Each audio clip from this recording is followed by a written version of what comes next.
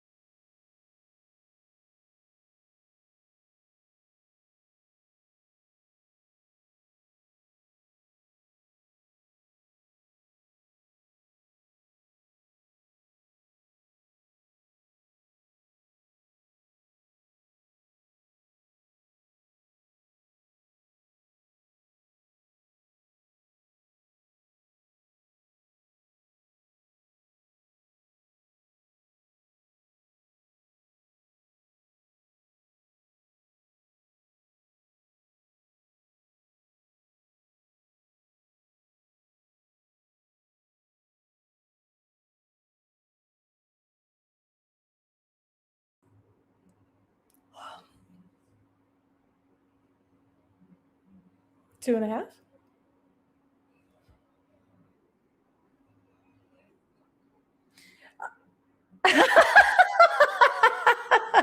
Welcome to Tuesday night of the ICL, where Luke has gotten me again. But by me, we're going to play our favorite game is Guess That Caster.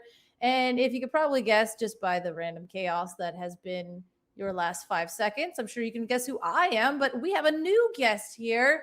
And yeah, okay. All right, here we go. All right, who is this caster? We have.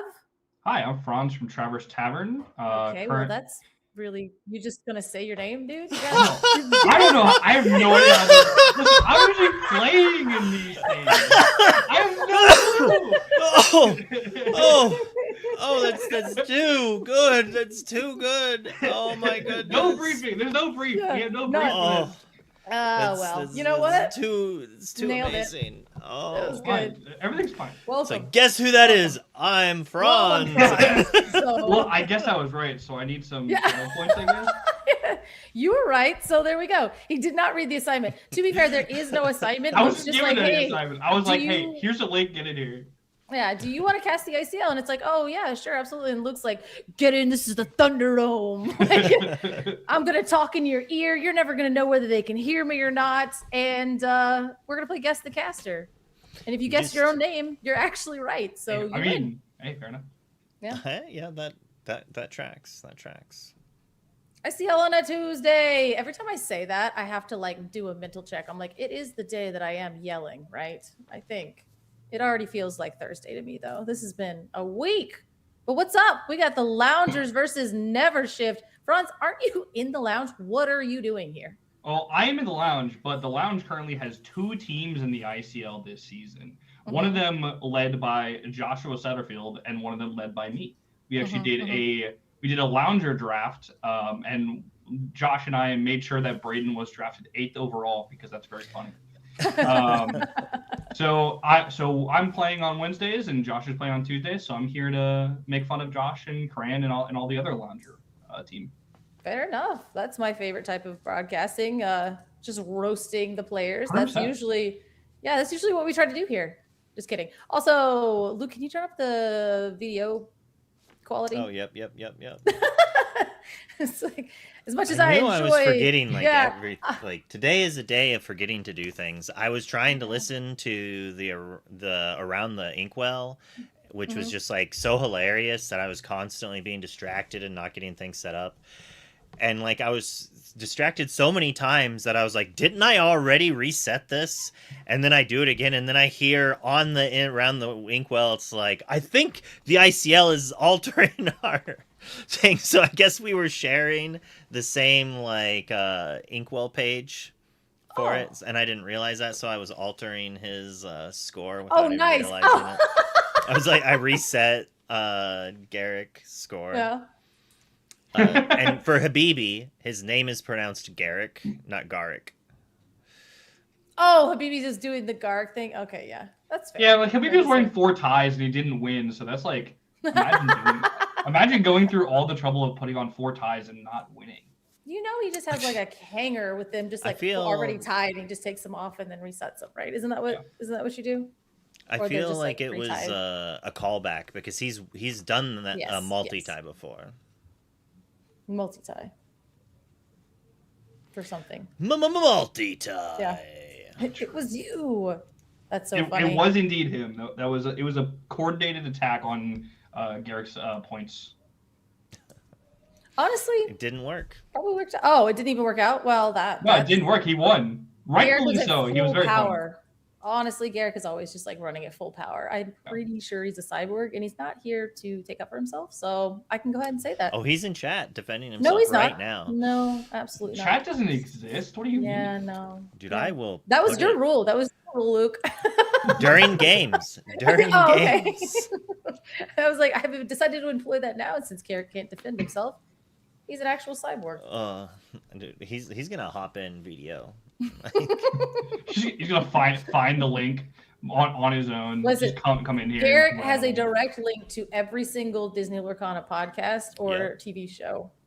So it was like that's big actually Mickey facts. ring. No one is safe from Garrick. You never know when he'll always come when you're least expecting him. All right, I know what I wanted to call it, and I know it's not called that. So I'm just gonna ask what the sword ring thing from Kingdom Hearts is called before. It's a Keyblade, actual monster. Well, do you want to know what I was gonna call it? I was gonna call it. No, I think I'll have a seizure, but go ahead. A Beyblade.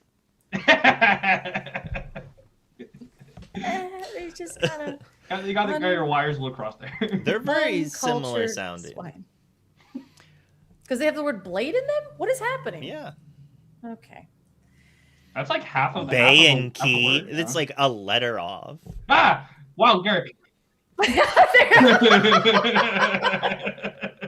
Okay, now he can defend himself. Now I'm in trouble. I'm in danger. Did you think I lost color? Did you think I?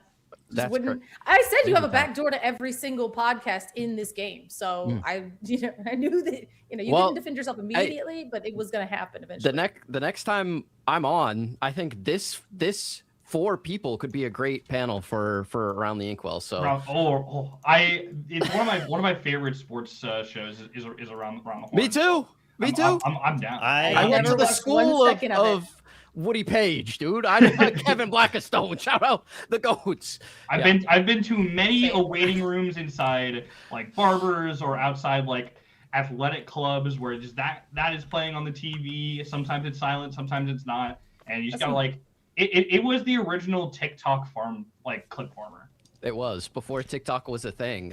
When I got the invite, I felt like the Hulk in Infinity War. It's like I was made for this, dude. Put the gauntlet on my hand and let me snap my fingers and get the dub. I'd never heard of it before, or like what the concept was. So I was actually Attack for 2 is the only reason I knew what it was, and that's because like he does sports stuff.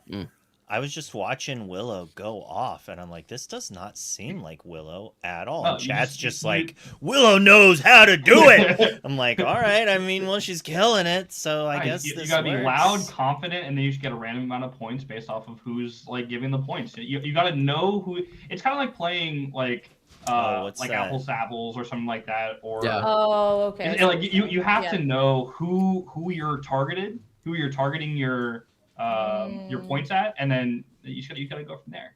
You know. So you just gotta preach to the choir, basically. Exactly.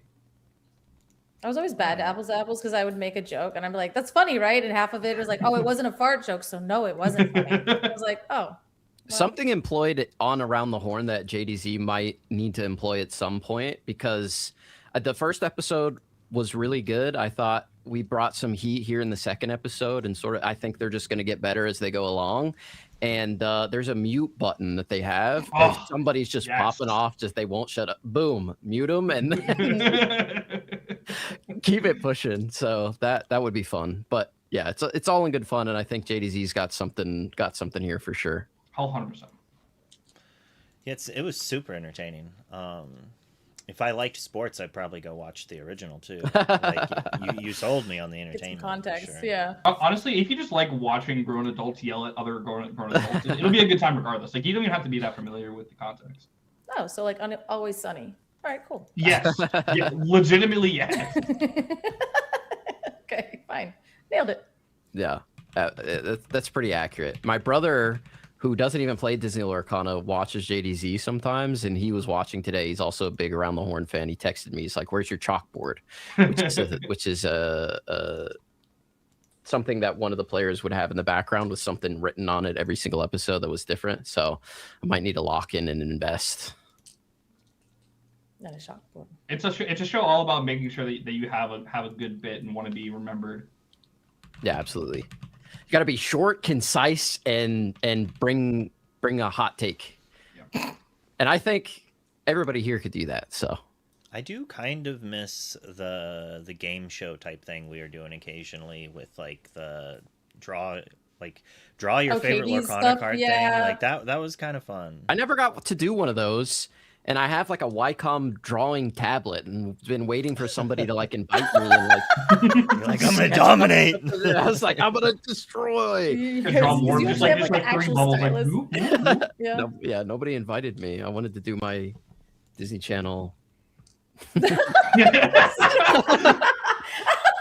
I'm Garrick, and welcome to the Disney Channel. Yeah, exactly. Oh, the game show that Luke rage quit. That's so funny. I would not say rage quit. I just remember that was the episode. That was the show where Willow's here. That was a show where we had to find something Lion King, and Rebecca runs out of her home and grabs a literal rock out of her yard and runs back and goes, "Pride Rock," and we were like, and I lost my ever-loving mind. Like I couldn't breathe. I was like, it doesn't even matter what I got. This woman flew out of her home and got nature and brought it back inside. And I was like, "Did you go in your yard?" She goes, "Yes." I was like, commitment, 100%. Legend. It was awesome. Hello, everyone. Good to be here. I'm jumping in late, hot off my win on Around the Horn. I heard us talking about it. Alleged win. Alleged. Eric, it was a formidable attempt. It was fun. But ICL on a Tuesday. Let's go. Tuesday. Excited. We got a special guest here as well. Can't wait. How'd I do? Did I channel some hot takes? You were perfect. Okay, great. As someone who'd never seen the show, every part of that show, you channeled that energy and you put it out there on the screen. It was fantastic. Perfect. I was just like, what is she doing? I was like, what is going on? Perfect. Like, I have did no she idea just call everyone a loser? He said, listen, a little behind the scenes. He said, you don't have to agree with what you're saying. You just have to have a hot take. Yes. Like, you just have to go down with what you believe. And so I was like, I'm just gonna lie and everyone's gonna love it. And I was thinking, I was like, it'll be fine. It's a live stream. Nobody's gonna, we'll have like the 50 people who see it, which is already a lot of people, but it'll be fine, right? My reputation will be okay. Yeah. And then he said, at the end, he said, thank you guys so much. I'm gonna go ahead and clip it up and post it on everything, YouTube. And I said, It is Can the we get a Clipper. disclaimer above my head? It's the original one. Dude, if a Blurple deck Like, wins a you need to tournament, have- I'm done, You're dude. cooked, I'm you're done in cooked. these streets. We're getting the editor going. We're mashing the clips together. You guys you're like, all right, you need to get like an alter ego and just be like, okay, instead of like Willow Bees at the bottom, just Yep. be like Bees Willow or something. Yeah, I don't know, yeah. something It's else. Willow Listen, A's. I took the Well, it is obviously 100%. yeah. yeah, I took the blazer off. So Okay. yeah, that's why people in chat are like, she seems so normal now. Yeah, no, it's just me. Blazer okay, the off, blazer's blazer gone. It's the off. blazer. It did Oh, it something to just me. Corrupts you Understand. instantly. Yeah. 100%. Yeah, it was fun. That's cool because I know like a lot of people have been talking about doing that for like Lorcana for a long time. So it's nice to see that like it's like doing well and then like it's like doing well. So that's awesome. So congratulations on your win, Willow. Yeah. A tie. do you wanna- Tie. I do believe it was a tie. Once the official Around the Inkwell Wikipedia page is up, Okay. Oh, there will be a one next to my name. who's in charge of that Wikipedia page creation and maintaining? There is one for Around the Horn. You can track all the players, how many appearances they've had, how many wins they got. It's pretty. I gotta cool. get with the people who make that wiki. It'll be Garrett. Garrett will be the one I'm on to- fandom. You're casting tonight. I'm on fandom right No, now. He's like, The race. Send me a headshot that I can use of you.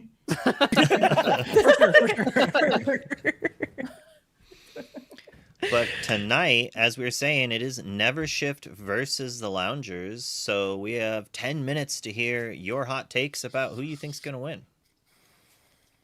Well, So- I know Team NVRshift a little bit because they're actually local to my area. Color, you probably know some of them I as do well. yeah. Yeah. I was like, you can have Florida or whatever. That's fine. So I know just from playing them, they've got some great players.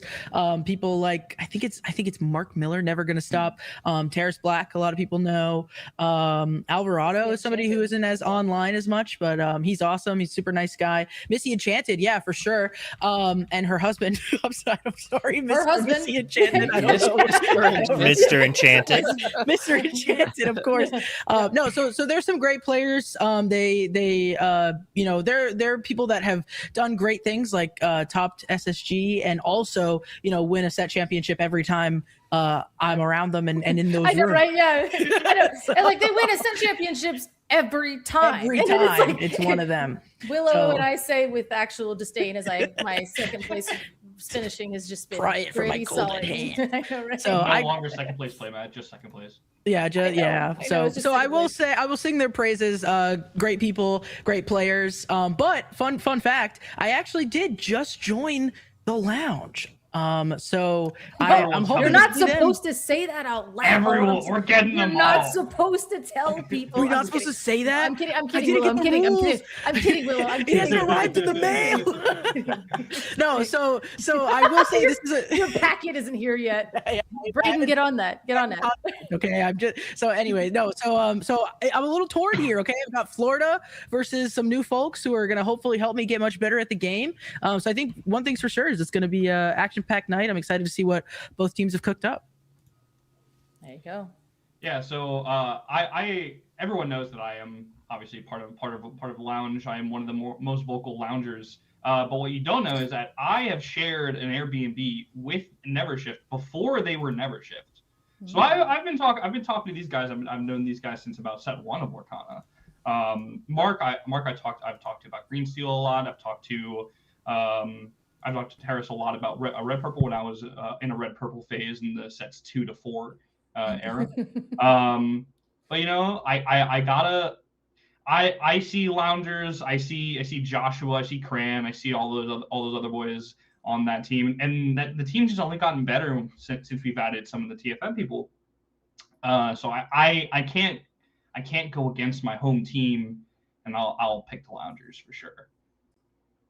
All right. It's a lot more fun when you do, but I don't think I ever win against a Maelstrom. So let's hope you don't cast or curse them like I did, Maelstrom. So you see, if I curse them, it's not my team. My team is tomorrow.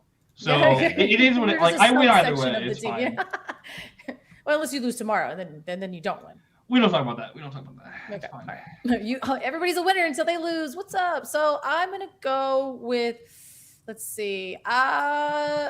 Again, like both of these teams I know are really, really good. And that's kind of like the exciting part about it is like no matter what, we're gonna see some like amazing games. Like you have definitely, like you were saying, you have like Cran and everybody on this side, then you have everybody on this side, and it's like, but I don't want to get assaulted at set champs. So I think I'm gonna go with NVRshift. Yeah, that's my deal. Yeah. I'm just kidding. Literally, they would never, but at the same time, we got to keep it at home here. Keep it at home. Even though I think I've known the Loungers longer. I realized I didn't pick. Yeah, you guys kicked me out, but then you let me back in. So I don't know. Whoa, exclusive. I'll go team NVRshift as well because I think Loungers seem to be all Infinity. Every time we talk to them on the ICL, they're always like, unless this is Infinity Week. Oh my God, please. No, that's next week. Okay. Is it? No. Okay. And then I would switch really quickly. No, Loungers, every time I talk to them, every time I cast their matches, they're like, yeah, I wish this was Infinity. So Honestly, for core. I will say something that's important to note is that NVRshift and Loungers currently in Division A are both second and third, both sitting at 3-1, only behind WCC at that undefeated except for a draw record. So the winner of this game earns a pretty important tiebreaker going into the later half of the season. All right. Garrick is muted. That's why I was like, man, he's being so respectful. My fault, It's kind of everybody. crazy. I'm why voting is he with the talking? Loungers. The Loungers are going to win because the Loungers are one of the best teams in the ICL. They show it every single season, every single week. They prep the best, the second best, and they play the second best as well. And NVRshift is not ETB, so I'm going to go with the Loungers tonight for sure to get the win. Well, don't use data. That's not fair. You're supposed to use feelings. My fault. Yeah, just vibes, man. Use vibes. We are consistently above average. That's all I can ask for. That's true. Well, I'll throw my hat in for the Loungers. We'll lounge about. Oh wow. Florida better represent, okay? I know, like dang. Wow. Team color are on an island here. It's a peninsula, but it's fine. That was good. We're gonna jump over to just Color and Franz here, and they'll get to chit chat while we wait the minute or two before we start the roundup. Yeah. So we'll see the rest of you later. Okay, love you. Bye. Oh my gosh, those sleeves are green. All right, sorry. Wow. My eyes just like popped. That's I know, like Moxie's coming in clutch. Cran is rocking a little bit more of a like forest, deeper green, like a little bit easier on the eyes. Moxie's trying to actually assault us. So I think this is might be part of their beginning strategy of tilt. True. Also, Cran with his cloth and Mickey Steamo playmat is one of my favorite mats that I use often. I like that. I have like so many cloth mats, but every time I use them, I don't know why. It's not for me. It's not for me. Yeah, there's so many different kinds of like bases for those cloth mats. They can get super awkward super quickly. Yeah, my favorite one has the best design on it, but it's one of the ones where like if you touch it one way, it's really fun, but if you go the opposite way, it's like a sensory nightmare. So yeah, but the design on it is beautiful. So I even just like recently got like another cloth mat because I just like the way they look, but I don't like the way they feel normally. But ain't that just the way? We can put it on the wall, use them as desk mats. I know. Actually, I did. Well, you can't. That's a green screen, but I do have it actually to where it's like folded and it's hanging off of the shelf, so you can see like the pattern and everything. So it is nice, and I get to look at it all the time. But I don't want my cards on it. But yeah, I mean, we've got this like dark green strategy versus this lime green strategy, and I see that's just an awful color for sleeves. I just like horrible. Cannot imagine buying those sleeves. That's crazy. It's more just like I think that the camera doesn't like them, and you know what I mean. So like maybe in real life we're doing all right, but then the lighting plus the.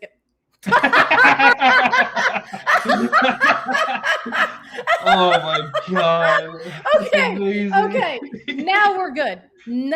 Perfect. And literally perfect. Actually, now Luke can go ahead and change those to anything that he really wants them to be. So I think that is for the best. And now shout out Moxies for giving us the ultimate entertainment besides the game that we'll get to watch eventually. So Luke, if you I don't know, put like, what do you got? Like, what do you got in there? Just throw the ICL logo on there, you know? Yeah, there you go. That's what you should do. I did want to mention that Cran did tell me this earlier, is that he wanted to be known that he wanted desperately to play 72 card Monstro combo today.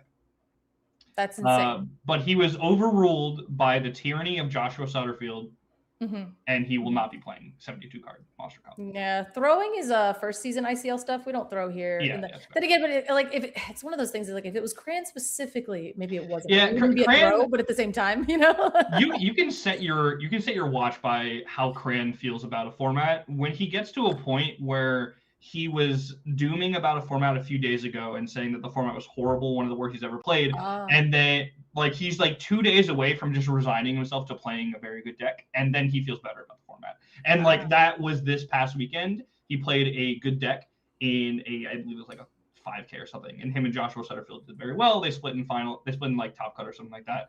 And now Crane is feeling much better about the format, and he will probably be playing a solid deck today. So if it's like early on in the format and Cran's like trying some absolute insanity and it is still crashing out, you got to give it a few weeks. Right. Yeah. No, I think that's like most of our resident deck builders, right? Like anyone that we know that is very, very good at the game, is very good at analyzing cards, very good at putting together cards that shouldn't be together and making these decks work. If they're crashing out at first, you just, like you said, you just got to give it a little bit. And once you give it a little bit, you're going to have something really cool. And, sometimes with Cran, it's what was it? Treasure Planet map. The map location deck. Sometimes you get, sometimes you get Jund Amber Steel, which was just an absolute banger towards the end of the first rotation format, as long as you didn't play against Red Blue. And Red Blue is not a very popular deck at like local level, so I was taking that Jund deck I was taking that Jund deck to like local 2Ks and set championships, and I was going crazy with them. But if we had a DLC in that format, there's absolutely no shot that I would take that deck, because you cannot match into Red Blue a single time, or you instantly lose. Yeah, so you're like, was that before the ban of Hiram, or was that? It was post. It was late set 8. Oh, okay. So then, nobody was really running it because we were all still crying.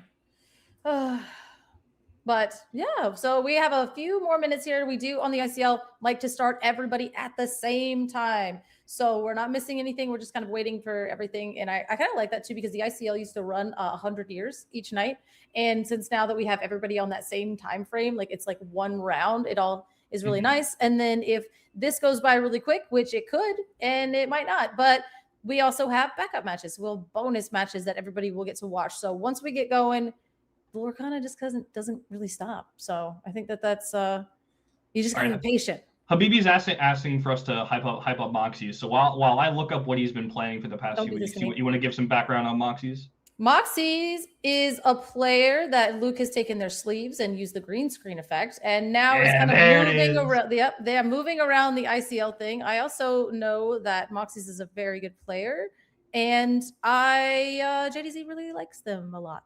I see green yellow, so an accomplished probably a Barker or Circle Dogs. I like some Circle Dogs. Everyone loves some Circle Dogs. But anyone who can pull out some dogs or green yellow in general and do fairly well in ICL, I'm feeling pretty good about. I'm excited for this matchup. I think it's gonna be quite good. Oh, absolutely, yeah. I mean, again, kind of what we were saying. Like I know, I totally know Moxie's and like all of the stuff that they've done. So, but yeah, I just wanted to see, I wanted to see Twitch chat riot because this game is starting. I just like a tiny riot, just a little one to keep us a little bit entertained for half a second, as we are going to go ahead and on Cran's side, I do believe they are going first, potentially inking a card, potentially just waiting again. I believe that was an ink of a Cheshire Cat and a pass. And we're moving on to a blue-green. Yeah, Tipo into a Clarabelle. So we are going to get our Emerald Sapphire going here. And you said that we inked a card. I immediately forgot the card. So it was Cheshire Cat on Cran's side. There's another Cheshire Cat. And it looks like we're having a blue mirror. So Blurple versus Emerald Sapphire. So this is into the Inkwell with our sail as we go ahead and throw down our Basil on turn 1. So yeah, we're getting a little bit of a challenging power with that Basil with support, and kind of waiting to see what this green screen thing is going to kill me. Waiting to see what we're going to do over here on Moxie's side. Now, this matchup is kind of not Blurple's best, I would say. It was definitely, especially last set, it was really rough. It wasn't as bad as something like Purple Steel in the green blue. But if you were getting your welcomed on turn 4 or twice even as Blurple, it was pretty much wraps all the time. A good thing about this set though is with the reprint of Let It Go, they now have many more ways of just dealing with a shifted Prince Philip, a Clarabelle, and it really helps them get back into the game a little bit more, and getting up to that point where they can start chaining those Demonas can really start to get back into the game. So I think it's not as bad as last set, but it definitely isn't fantastic. Yeah, as we saw a Tipo coming down for Moxie's, and then Cran going out and putting down that Cheshire Cat, going back over to Moxie's, and now we're seeing the Cinderella dreams come true, coming down, being able to ink. So we are doing that game plan of double inking with the sail and then into the Cindy. So the plan is all firing on all cylinders on Moxie's side as Cran goes ahead and tries to figure out what they want to do, because I think this is the turn.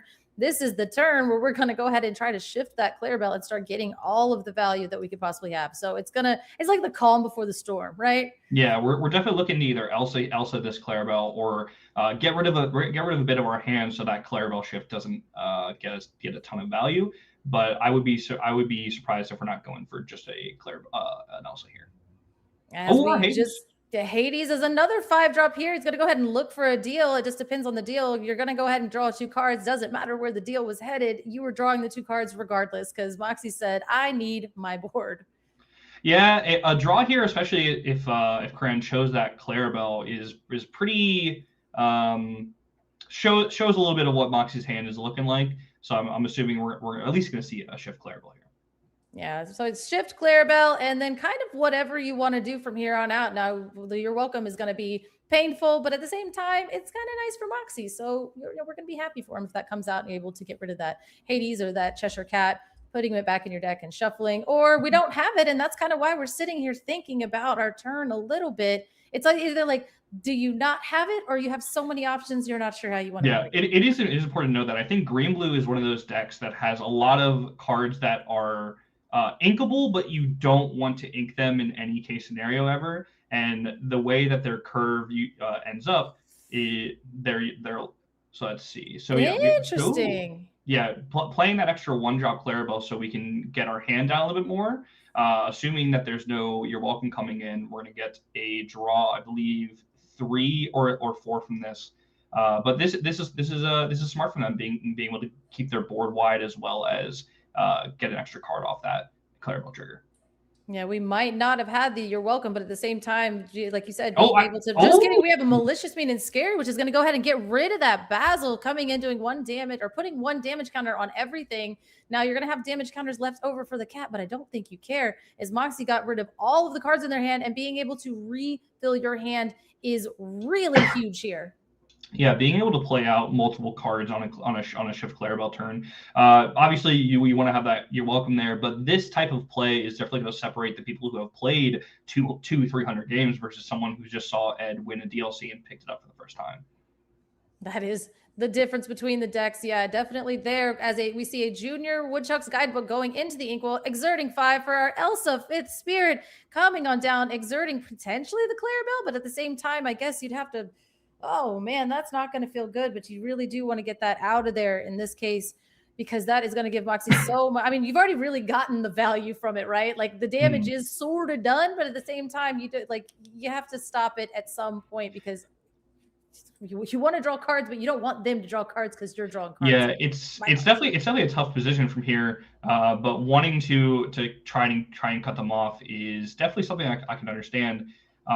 Cran might be playing at this point from a spot where he knows that he is pretty unfavored going forward. So being able to trying to play for Moxie's not drawing into like other welcome stuff like that is probably where he wants to be. Keep his board wide and try and just hope that Moxie stumbles for a turn or two and lets Cran get back in with potentially like Hades next turn or something, or even like a Demona. Yeah, and that's kind of these matchups where you're sitting here and you're thinking, you're like, okay, cool, this is literally my worst matchup. Oh, wow, sick. They had about the best opening that they could possibly have. They're playing like an actual champion. So let's just hope that they log out and mess up or they miss or something. So maybe they'll fall asleep and then they'll come back and they've forgotten to ink. But just in kidding, Moxie's is going to go ahead and sail the Azurite Sea. It's actually going to let him ink twice. So forget about that. He won't forget it. Yeah, a very nice spot for Moxie's to be able to just get an extra value on the ink up a little bit more, and potentially even build up this board while he potentially builds for a Prince Philip shift, or even God forbid an ink geyser. Who no one would want to see an ink geyser here. I mean, I think Moxies would want to see it. They've got so many good cards in the Inkwell at this point as the 2 Prince Philips coming down, guaranteeing that shift. Because I mean, like, hey, unless you're playing Isis Vanderchill, which like you could, that's gonna make you do something. No, that actually chooses, right? So you're just you're just kind of you're here. Now we have Demona. We could throw that down, but potentially it would have to be Demona. But to get rid of both of them, you're also leaving up the Clarabelle. So it is like a best of both worlds for Moxie's. Like whatever Cran has here. Moxie's has lines to go from there, so that it's definitely just not where Cran wants to be. That's for sure. It is a little bit of a losing position, but at the same time, hey, let's like draw some cards, let's play some Disney Lorcana, and let's watch Luke mess around with this green screen here as Cran just kind of takes a little bit of time to think about what they're doing. I think Moxie's is probably like, I don't know, playing like another game off to the side as well, and just kind of. Oh, yeah. I mean, again, like these are one of these positions you're like, okay, let's see if he has it. And does he have it? And it's like, well, you know, at the same time, we still have to play our game, or we could just cry into our cards because crying is a free action. Yeah, and like out of all the decks that are in the game right now, I think Blurple they still have lines to somewhat get out of this, like whether it's like Demona, whether it's let it go on the Clarabelle into a Demona, take out one of the princes. That way, Moxies can only have one shift target and not be able to build too much more of a board. And then we can start to draw some cards, get the board back, and hope that Moxies doesn't draw gas going forward. But again, like it is a bad place, but it's not a 0%er. Yeah, the Demona seems like a really good place here. But again, that stack over there is not Moxie's second Inkwell. That's literally his hand. So he's got a lot of cards on the back burner just to rebuild here as we see a Royal Guard into the Inkwell. We are reserved 6, and it's a Hades, which is just going to ramp Moxie's by 2, getting rid of that Clarabelle. Unfortunately, not able to go do anything about the Prince Philips at this point. But this is, you know. Yep, getting those 2 quests in just in case the fill shift comes down here. Don't want to. This matchup often does come down to those few lured by the purple deck. Not really for green blue. They usually don't care about the incremental lore. They usually just try to swarm the board and then 2-tap you. But the purple deck really does need to get every single lore possible in this matchup. Yeah, absolutely. I mean, yeah, being able to, like you said, get that incremental lore, and then again, okay, I have to go. I can't get aggro. Okay, I will take it from here. So we do have these double Prince Philips here, which we're assuming means that there's going to be a shift. The real question is going to be, do we have the Malicious Being Scary to go along with it? That would clear the board in almost, not certainly, but would be a very, very bad position from Cran, even worse than it currently already is. But if we do just get a shift here, I think we're not actually too bad. Like being able to have the body of a Hades to sing a potential Let It Go, just to get rid of that Prince Philip, I think is pretty important. And then we can start to grind back, hopefully maybe get some Genies or Demonas out here and get some of that hand value back as well. So, nice. And I'm back, and we did go ahead and shift that. Go ahead, clearing that, and now we have a Hades back on the other side, not being able to get rid. Oh, because there was a 2 damage on there. No damage. Yeah. Yep. Going ahead and shifting it. Oh my gosh, it's like, well, I don't even need Malicious Mean and Scary if you have damage all over the place. Unfortunate as we. Hey, what is a good answer? But another Hades, getting rid of that immediately. Now that is a huge swing here because again, we know that Moxie's has been dumping their hand and kind of building to this Prince Philip shift. Obviously, they have a few cards in hand, but double Hades is one of the ways to get back in there because, like you said, we're not incremental lore. We are trying to burst lore. And getting rid of the Prince. Oh man, the Prince Philip. You're like, I've done it. Wait, Hades, second Hades. That's insane. As we take a little time off to vision of the future, it's a good sign for Cran.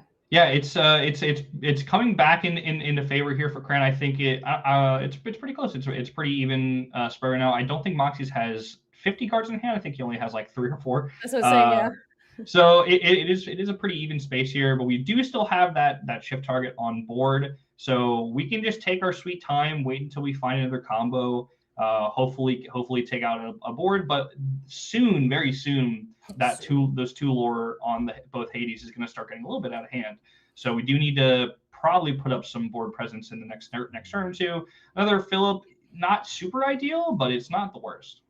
Yeah, we are. I mean, like you said, we are building up that. We went to visions, into a develop your brain, into who knows, as we did the Sapphire thing of taking an entire tour of our deck and just trying to develop that. So we do have a lot of ink available to us. I know the Prince Philip doesn't really seem like a lot, but it is something that's on the board. It does have 2 lore. It is a shift target. You're able to do kind of multiple plays in a turn, multiple cards down in a turn. And that's really what we want, is because if we can go wide, we're the one with the board wipe. One-sided board wipe. So Indeed. If you're going wide, that's just going to be harder for you. So eventually, like you said, developing into Sail, into Visions, into this, you're eventually going to be able to find the next round of removal that this deck is very well known for. Important to note that earlier in the game, Moxies did ink a John Silver and at least one, I think it was actually 2 of the Donald Duck 4-drops. Those are definitely cards that help Green Blue stabilize on board in these little mid-game areas and overwhelm other decks with the pure card advantage and draw into those board wipes. But not being able to field those right now is actually going to have a nice door open for Cran to get at least some solid lore getting in this next few turns.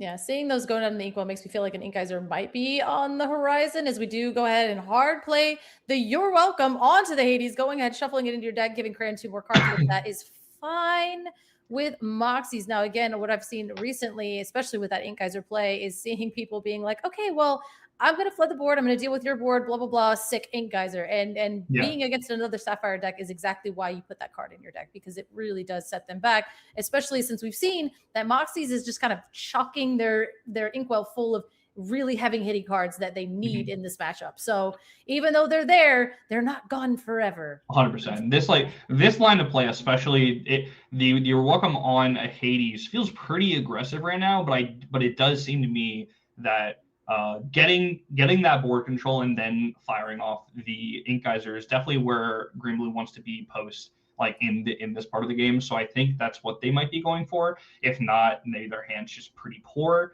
and they just didn't want Cran to get too far ahead on the lore advantage. But we'll see in this next coming in a few turns.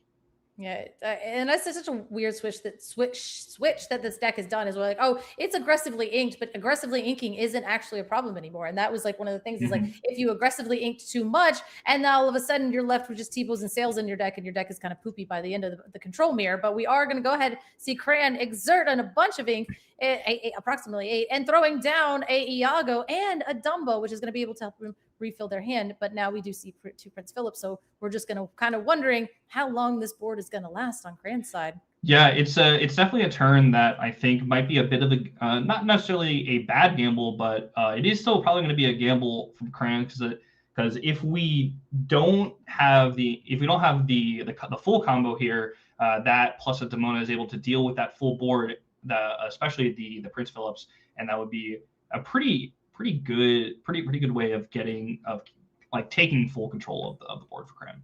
And we did see the Basil coming down, getting rid of that Dumbo for just a second, though. It's only going back into your hand, but that does control us a little bit. Now, you will be able to play it again and immediately get that value off of Iago. Now, that was kind of a crazy turn, because all we did was the Basil. And again, you'll be able to replay the Basil and draw a card from the Iago. Iago's not really doing anything, so you might as well go ahead and gain 1 and draw 1 from that Dumbo effect, unless Cran has found the Demona here, as we see another Iago Basil into there, which makes me feel like, hey, we're going to do something. We're going to do it. It's going to happen. Yep, it's the Demona. It is, and I think it's very interesting from this point of view from Cran specifically, is like we see our opponent tap 7 to play a Basil, and then they have about at least 4 ink left over, and they're not doing anything with 2 cards in hand. So like to me, that's telling me that they either like I can't really think of a card maybe Under the Sea that Green Blue would have in that hand at that moment that isn't exactly Ink Geyser, because that the board just wasn't conducive enough for it yet, and Moxie's wanted to get board control. So Cram, seeing that, is able to recognize and flood the board properly, and then play the Demona and take out the majority of these shift targets. So I think we're in a pretty nice position here. Now we're just kind of trying to avoid some Prince Philips. Yeah, definitely. I mean, that is one of the double-sided swords. Is you go ahead, challenge the things, get rid of it, but now you have damage already stacked on there, taking away that ability for them to need the malicious, mean, and scary. Now, the way that we're kind of messing around with our ink here, I mean, are we gonna hard play the malicious, mean, and scary? Or are we gonna sing the malicious, mean, and scary and get the 3 lore? Or are we gonna do some other things on our turn here? But I love this because it's like, oh, is this a snow roll? And it's like, come on. Look, put the cards down, and now. I mean, even without the Prince Philip here, malicious, mean, and scary still does get you two cards off the board.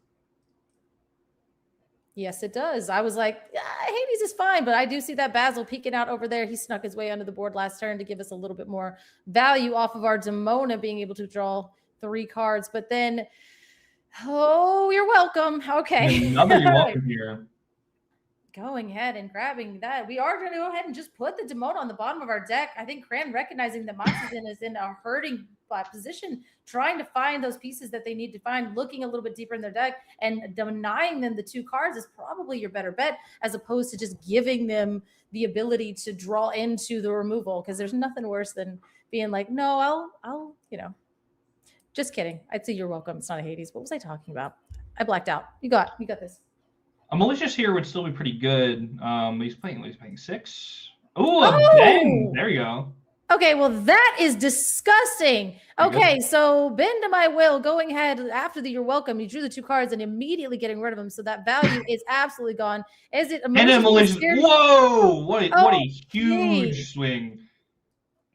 Okay, so we had all the answers. They were just in a form that it was just in an interesting ways. We sing the malicious, mean, and scary, getting rid of those characters that you were talking about before, the Basil, everything else, and also been to my will. So now Cran has 0 cards. I got the Genie on the top. Genie off the top is basically Amethyst's favorite thing. Genie off the top into a Dumbo. Wow, that's pretty good. Dirty. Pretty good.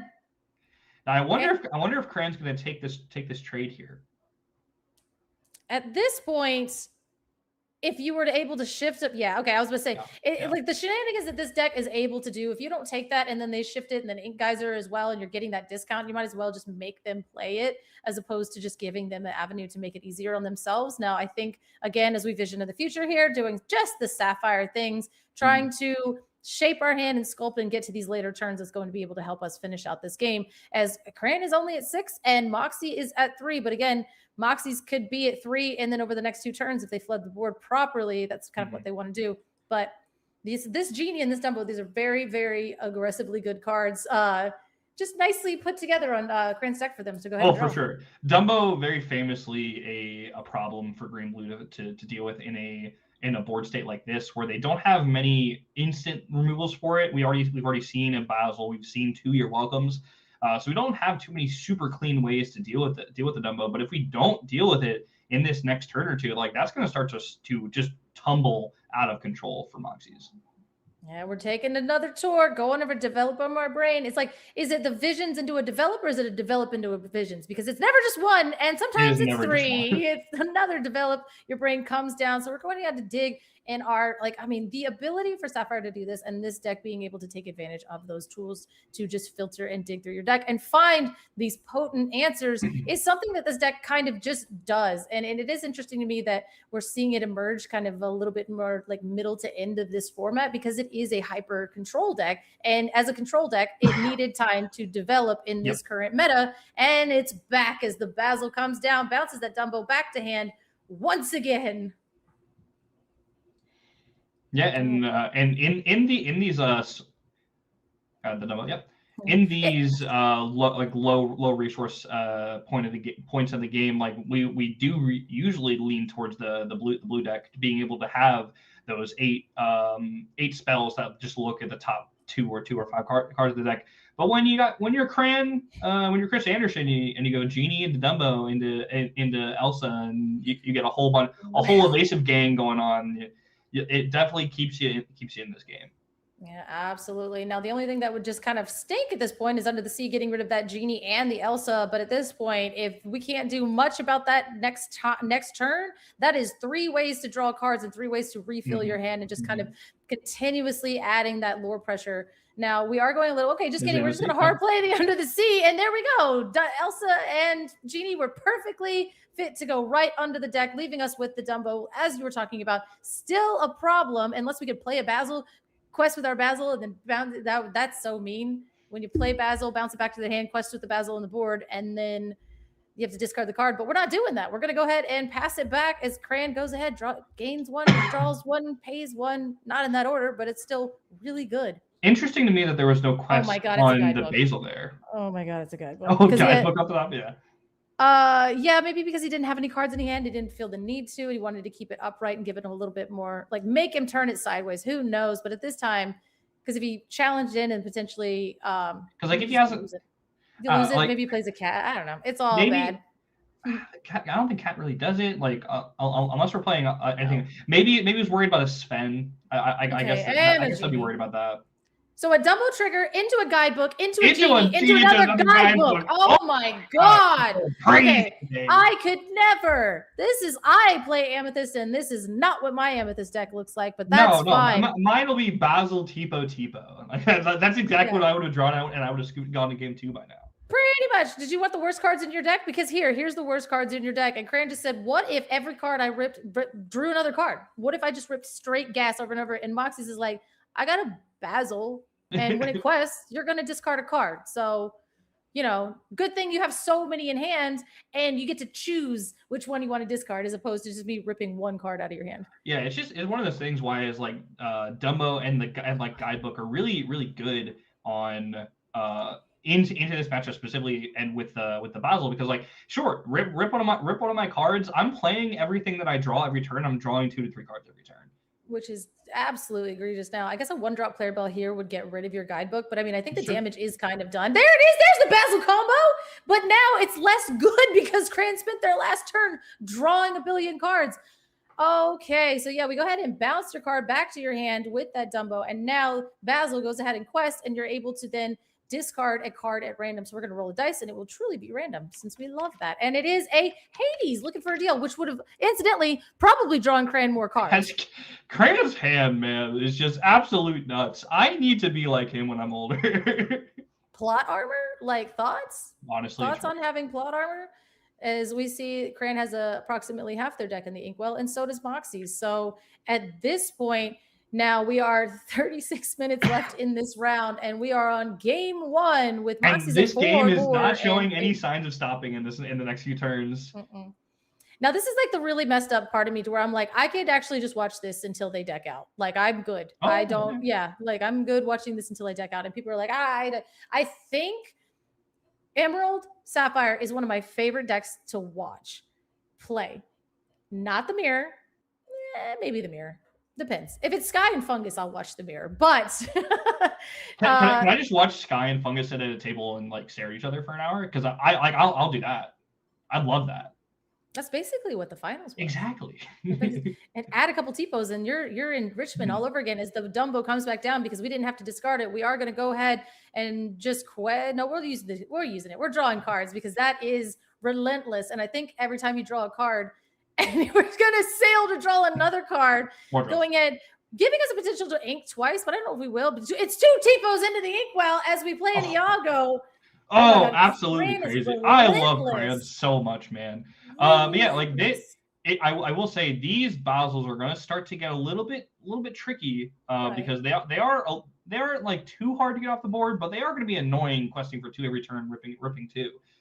So if Moxie's is able to answer either the Dumbo or the Iago here and still quest out for 2, then like Cran doesn't really have a way at the moment of dealing with any of these on board unless he starts ripping Hades. Absolutely. And we're trying to basically say, like, you know, we probably would have wanted one of those Basils to maybe like pump that up a little bit. I mean, Niago's really, really good, but at the same time, hey, there we go. Moxie said, listen, yeah, Moxie said, listen, you're drawing all those cards. What if we drew cards together? And Clarabelle is that exact answer. She comes down, light on her hooves, and now we'll be able to take some questing here. Now, we probably will lose it to the Iago, but we're still going to get to go. Just kidding. It's under the sea. Under the sea to deal with the genie. Under the sea that gets rid of the genie there. It is because it's going to continuously be a problem sitting at 9 lore. Now we will be able to take the Iago into the Basil, which is going to get rid of that. But then we still will be able to just go ahead. The way he exerted the ink, he's like, you know what I'm about to do? I'm about to pay 1, gain 1, and draw 1. Because this Dumbo's effect is all gas, no brakes. Because Iago could quest. Also should probably challenge because that's responsible. Yeah. There we go. It was last play. I think was really cool. Like normally, like if you see a like double Basil when your opponent has 2 cards in hand, that into the unknown, onto the other Basil. It's gone. It's gone. What is Cran doing? How is this? We said it's unfavorable, and Cran said, "Just kidding. What if I drew a double bunch Dumbo? Of double Dumbo. Oh my gosh! What if I just and a Royal Guard just to leave it off? Because you know what? I've seen some things happen in one turn to make a Royal Guard take out a Clarabelle. Oh, Ask me how I know. It was my Clarabelle. It was awful, and I didn't see it coming. Wait, anyway, we got Dumbos. We have ink. We can draw into like a Demona, and that Royal Guard is punching that Clarabelle for sure. Yeah, I've seen it happen, and it was crazy. It was a Hades into a guidebook into my Clarabelle being banished, and I went, what? So, well, there's 2 of them. Now there's another Clarabelle light on her hooves hanging out next to her twin there. Now we don't get 2 triggers, but at the same time, hey, if you take care of the one, if I quest, if I do anything with that, then you'll be able to just probably Palace Guard it, which is probably like one of the most embarrassing ways to lose a Clarabelle. Passing with 2 here is very interesting. Like those have to be either like uninkable or a half of the Philip combo. Yeah. Go ahead. And there's the Demona. Oh, I was like, are we just picking up cards off our deck because we feel like it? No, it was the Demona coming on down. And we will go ahead and draw first because most professional players like to draw first. I like to, draw whenever I remember to draw. That's not how you do it. Please don't do that. And we are going to go ahead, draw a card and see if we can have Oh, right. The prophecy is coming true. Oh my God, it happened because of the Royal Guard. I said it, but then I saw it and it just. Yeah, because it was the turn, then 3 for Demona to make to give it +4, and then a 1 Dumbo activation to give it +5, being able to take out that Clarabelle. This is insane. This is insane. And he's like, Cheshire Cat for fun. Go ahead, exert. Take some damage. Put it on there. Let's heal it. Let's heal it. Oh, and then he's training too. Very, very nice. So, okay. That is pretty crazy. And he's not done.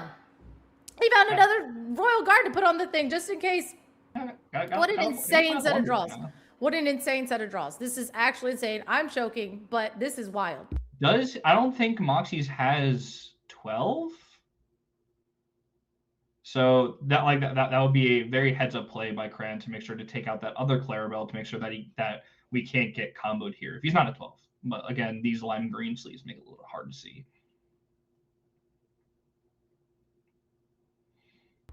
I have no idea because basically that is just one green barcode for me. My eyes and brain will not perceive the individual card sleeve. So shout out to a scoop. There we go. You were probably right. That was crazy. Cran taking the first game in what looked like had no business winning that game as just an insane set of draws. But again, I mean, obviously Cran is an amazing player and set themselves up for the success. But at the same time, this deck was firing exactly the way that he wanted it to. And Moxie's really looked like he had it, never give up, never surrender. I mean, that was wild. I mean, yeah, it was like just like what I was saying earlier, like when we see the Clarabelle combo and like some of the plays that Cran made right after that, he was playing in a way that was trying to mitigate risk as much as possible with Moxie's, but while taking advantage of a potential brick because we already had a little bit of a quote unquote high roll with the Clarabelle shift, plus being able to get rid of all of his cards in hand and drawing 4 cards.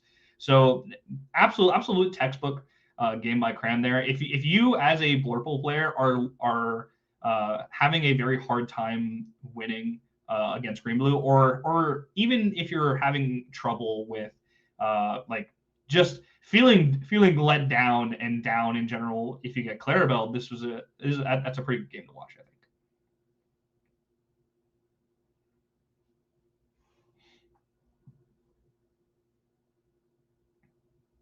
think. Oh, color is muted. It was not. It was actually really fantastic, and it was amazing, and it was probably some of the most eloquent stuff I've ever said in a string of consciousness. So I'm really upset that everybody missed it. Yeah, as a green blue player, what are we looking at for this game 2? What are we thinking in this mulligan? What are we thinking going to game 2? So I think one of the things that I did notice is Moxie's was kind of aggressively inking towards that decision. And I think the turning point ended up being the double Hades, which, hey, when is it not, right? Like when your opponent has 2 Hades in a row, you're kind of like, oh no. And unfortunately, we had aggressively inked to get to that point, which is something that Moxie's obviously in this deck wants to do, but leaving us low resources and leaning really, really heavily on Clarabelle, which we did see the Clarabelles at the very end there. Now, we did talk about that Ink Geyser, which what it might have been a way for them to kind of get that card advantage back and rolling a little bit faster, because you talked about having the Donald Duck go into the Inkwell a little bit early, and just a couple things there. And then hoping that Cran doesn't draw like that, because that's like sometimes it is there, you know. Yeah, that was basically, it's one of those things, right? Because like, especially in a control like mirror like this, like Blurple can be like, Blurple is basically, it has the control tools and that's what it wants to be doing. So when you're in that control mirror, it's basically resource game. And if you run out of gas first and then stumble, which is exactly what you said, we needed, Cran needed Moxie's to do that. He needed to watch him run out of gas a little bit and then stumble. And Moxie's was able to regain that momentum. But by that point, Cran was just inevitable. So, and again, that's like one of the things, right? Is like how to mitigate variance, how to kind of shift when things start to go out of your favor. And that's what is a hallmark of a great player, is how they get themselves out of that situation. Yeah, and that's just a microcosm of this matchup in general.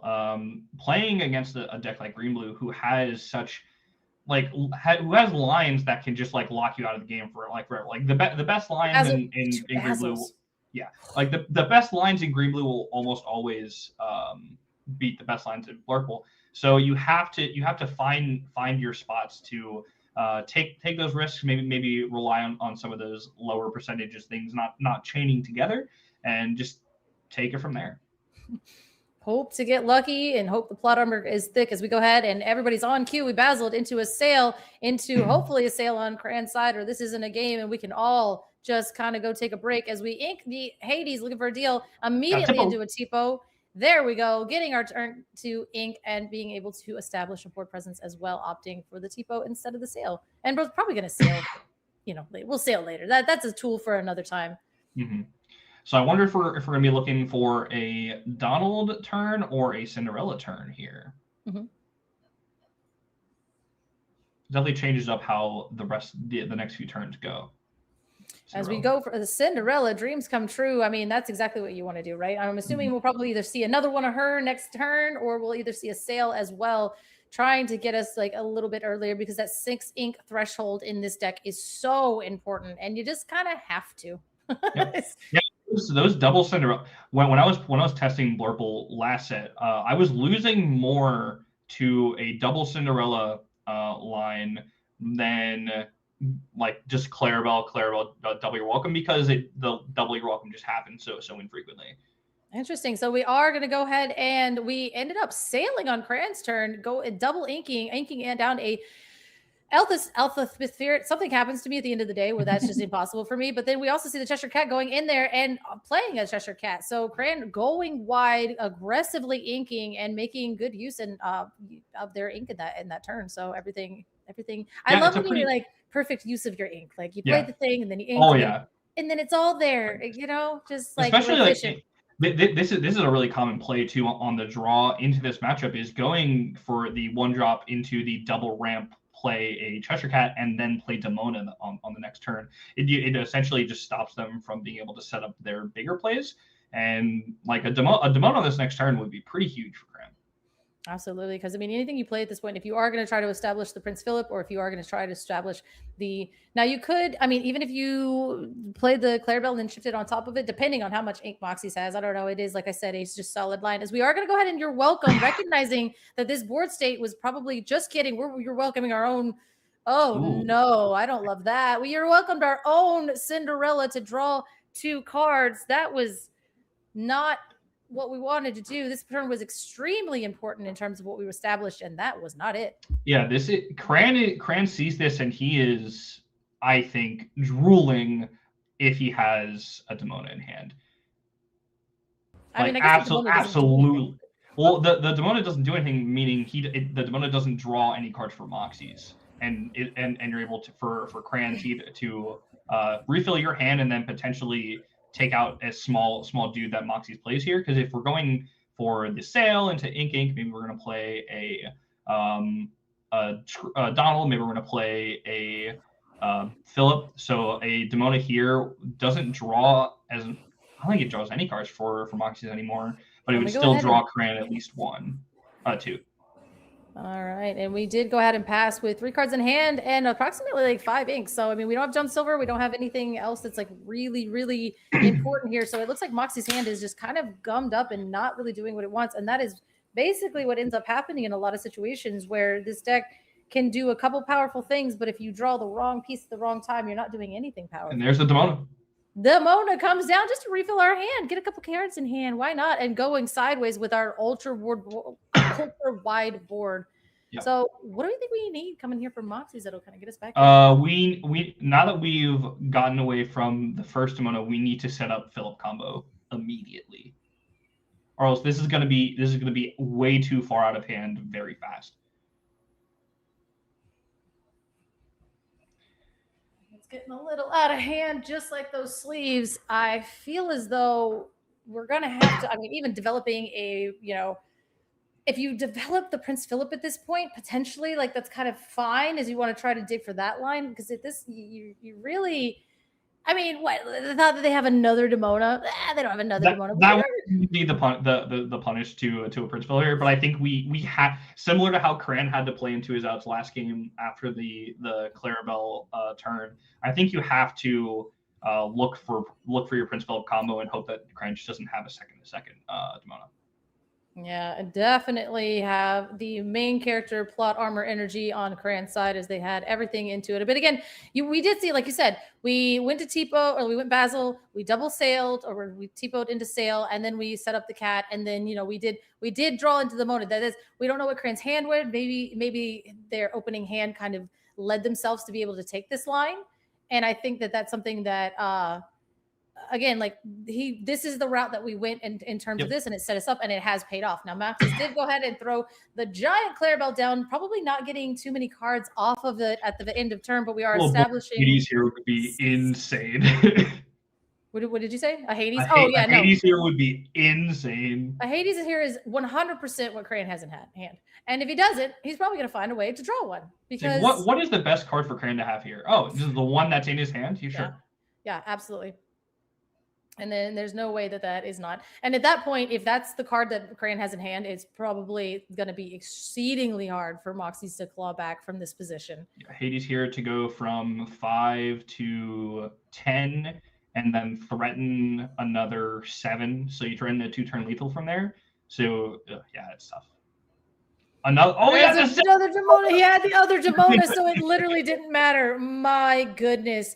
As we quest the Basil to pump up the Demona, going and challenging into the Clarabelle. And guess what? Demona actually survives that. Because why? Mm-hmm. Because why? She's a gargoyle. That's 5/6. But yeah, like, again, heads up from Cran here, seeing where Moxie's out is of the Philip combo, just trying to take out every single singer from here on out while he threatens more and more lore is just what we need to be doing. I was joking. I was like, what if he had the other Demona? Nobody would never, like, no, you wouldn't have it. No, Cran never didn't have it. He was like, well, do I want to Elsa and then Into the Unknown? Like, of that, or do we just play another Demona? Because there are, again, Blurple is the deck that's like feeling a little bit rough in this matchup, but Cran's making it look like it's not. So it's possible, But I do believe that Moxie's hand is a little gummed up as we went ahead and played another Cinderella Dreams Come True, which will be able to establish a singer, which is kind of fine. And then we'll be able to ink a card from hand at the end of a turn and then draw a card to replace it. So hopefully that's a poopy card, and we drew a good card. True. And you know what they used to say about Rapunzel's, man? Like the Rapunzel's drawn to the Rapunzel's drawn to the Rapunzel's, and it's pretty similar for the Demonas. Yeah. Oh, yeah, that's a good point, because Rapunzel's draw into Rapunzel's, and then Demona draws into Demona, which draws into a genie, which is going to draw into a guidebook, because that's the perfect amount of ink. Or into a Let It Go, you know? Oh, no, we're going to use the cat. Yeah, because that doesn't matter, because we're going to go ahead and use the cat, heal the Demona, and then throw that onto the Cinderella, making Demona feel a little bit better, and your Cinderella feeling a little bit worse. Okay, so we don't have a way to get rid of this singer here. So there still is an opportunities for Moxie to at least take back some of this board, but 15 lore threatening lethal, it is going to be tough from here on out. Now, why did we remove the dice from the Cinderella? She does still have 2 damage on her, Moxie. There you go. She doesn't have that magical princess powers. She does have to keep that, as we do kind of thumb around some cards. It's probably, if it's going to be a Visions, then I think we are actually fried in half here. But it is a Malicious Mean and Scary, which will go ahead and get rid of your 2 Basils and finish off. There we go. Okay, there's the thing. Okay, I was like, what? That's the most powerful. Just kidding. There's a Prince Philip, as we did have it. Yep. All right. So we had it exactly. Cran kind of playing into it a little bit, saying, if you don't have it, I win. And if you have it, hey, I've got more cards in hand, and they're probably a guidebook. So let's go. One of them's probably Hades. We saved it for that Prince Philip. There ain't no way. Just kidding. It's a genie. But I mean, hey, genie draws cards. This is definitely going to be one of those points where we potentially see how this specific set differs a little bit from last set, because we do have access to just more effects that are able to target that Philip from here. So a Let It Go in the next turn or two just helps. As we deploy a Tigger bouncing all the way, or bouncing, having fun. He's not bouncing anything, though, because that would actually not work. As he does say, is it 2 cost or 2 strength? So he could have got the Cinderella. 2 cost, I believe. Oh, okay. Well, God, 2 strength would be so good. Imagine with the power that we would have had. With that. They rotated Cloud Clicker just to give him to purple and better. I want out of here. I know. And we do go ahead, and we got to call him Mr. Cloud Kicker on stream. It is a difficult thing to say. I have props to you for it. Yeah, it's a hard one. It's like not that's fun. It's, as we are going to go ahead and sing the Under the Sea, hitting the genie, getting rid of that evasive character, throwing it right under the deck. And we went wide with our Tipo aggro into our other Prince Philip, emptying our hand potentially. Now we do know Cran has cards in hand, and of course they're going to draw other cards. Ain't no way that's 2 Tipos. So we're going to see if we just go ahead and quest. Just kidding. Get rid of the Cinderella, because that is a very responsible thing to do, as she can filter through, as we're just going to play a Royal Guard. Thoughts on the Royal Guard? Royal Guard is very... Into a Tigger. Yeah. Okay, so Cran is stumbling here. So this is exactly the opening that Moxie needs to go ahead and establish something a little bit more powerful and potentially claw their way back into this game, because that's still 15 lore into... interesting. You're just playing the Tipo again passing? That would have been a fantastic geyser turn. That would have been lovely, but we are going to go ahead and play the Elsa 5th Spirit, which I don't think we actually care about, but we are just going to take the Tipo just for the taking the Tipo and forcing the Prince John to start to not turn sideways in quest is definitely what Cran wants to be doing here. But this is still like the ideal scenario from where we were a few turns ago for Moxies to potentially get back. Yeah, this is a way for us to continue. Another combo. Do we have another combo? That would be actually unhinged. We are going to go. Okay. There it is. It's there. It's there. We have it. He's like, hey, I'm going to put this to damage. He's like, don't make me do the dice thing. He's like immediately having it. I think Cran basically throwing him into a position where he's like, you better have it for the rest of the game. And Moxie's accidentally being able to sing. And then, oh no, we're going to sail off the top of our deck. Cran, no cards in hand, into a Junior Woodchild's guidebook, because why not? And into a genie, let's hear it. Oh my God. A genie. As he inks a Woodchuck's guidebook to play a genie, because that'll win him the game. Oh, okay. No, we got to find how many. Okay, we have to find the Under the Sea here. We can do that. Basil, put it back in your hand. I think that does it, right? The Basil puts it back into his hand, but at the same time, it doesn't seem... We quest for 8 here and go to 15. Yeah. Oh my goodness. Wow. Okay, are we going to get a game 3? Can they play a game 3 in 15 minutes? I don't know. But Crane's going to be able to do this in 5. So we're at 15, 16, 17, 18, 19, 20, 21. Yeah, and there's no way. There's nothing that Crane can do. We're going to scoop it up, and we're going to game 3. Moxie's with the scoop at the very end. Cran running out of a gas just there, having to throw down the Royal Guard and one other card. And even though he literally threw a guidebook into a genie into a guidebook, it wasn't enough because Moxie's was there with the answers at the end. And we have a game 3. This is why you never say never in this matchup. Like, both of these players, both of these games took positions that looked very, very unfavorable, and was able to play to their outs, be very patient, and have their deck answer them in the time that they needed, and be able to lock it up. So now we're going to game 3. We're gonna have Cran going first, which is pretty important with Elsa into Clarabelle lines, but it's going to be very interesting. Yeah, that was again, this is why I love the ICL, and this is why I love this matchup, because I think that navigating this in these situations, this is like fascinating. Like yes, do they have it? Do they not have it? But how do they pick themselves back up after they stumble? And both of these players have seen that the calm, cool, and collected, just moving to their next out and making it happen. And that is why I love being able to see such high gameplay at this point, as Cran's like, I'm just gonna count my cards a little bit. Just a little bit. Maybe I'm not going for the quick mulligan, but he has to do the piles first. Yeah, he's like, I'm gonna do the thing a little bit, but he's like, bro, we got like 13 minutes left, and we have to play control mirror. Please, 13 minutes left. That's a very important part of this game. Moxie's like, hey, I'm gonna cut my deck, but I'm gonna cut it however I feel like, because we just got to get rolling at this point. There ain't no way that this matchup is gonna end perfectly in 13 minutes, unless Luke just like lets us continue to play. Thoughts on planning the rules so we can keep watching? 2-minute time extension for between shuffling, you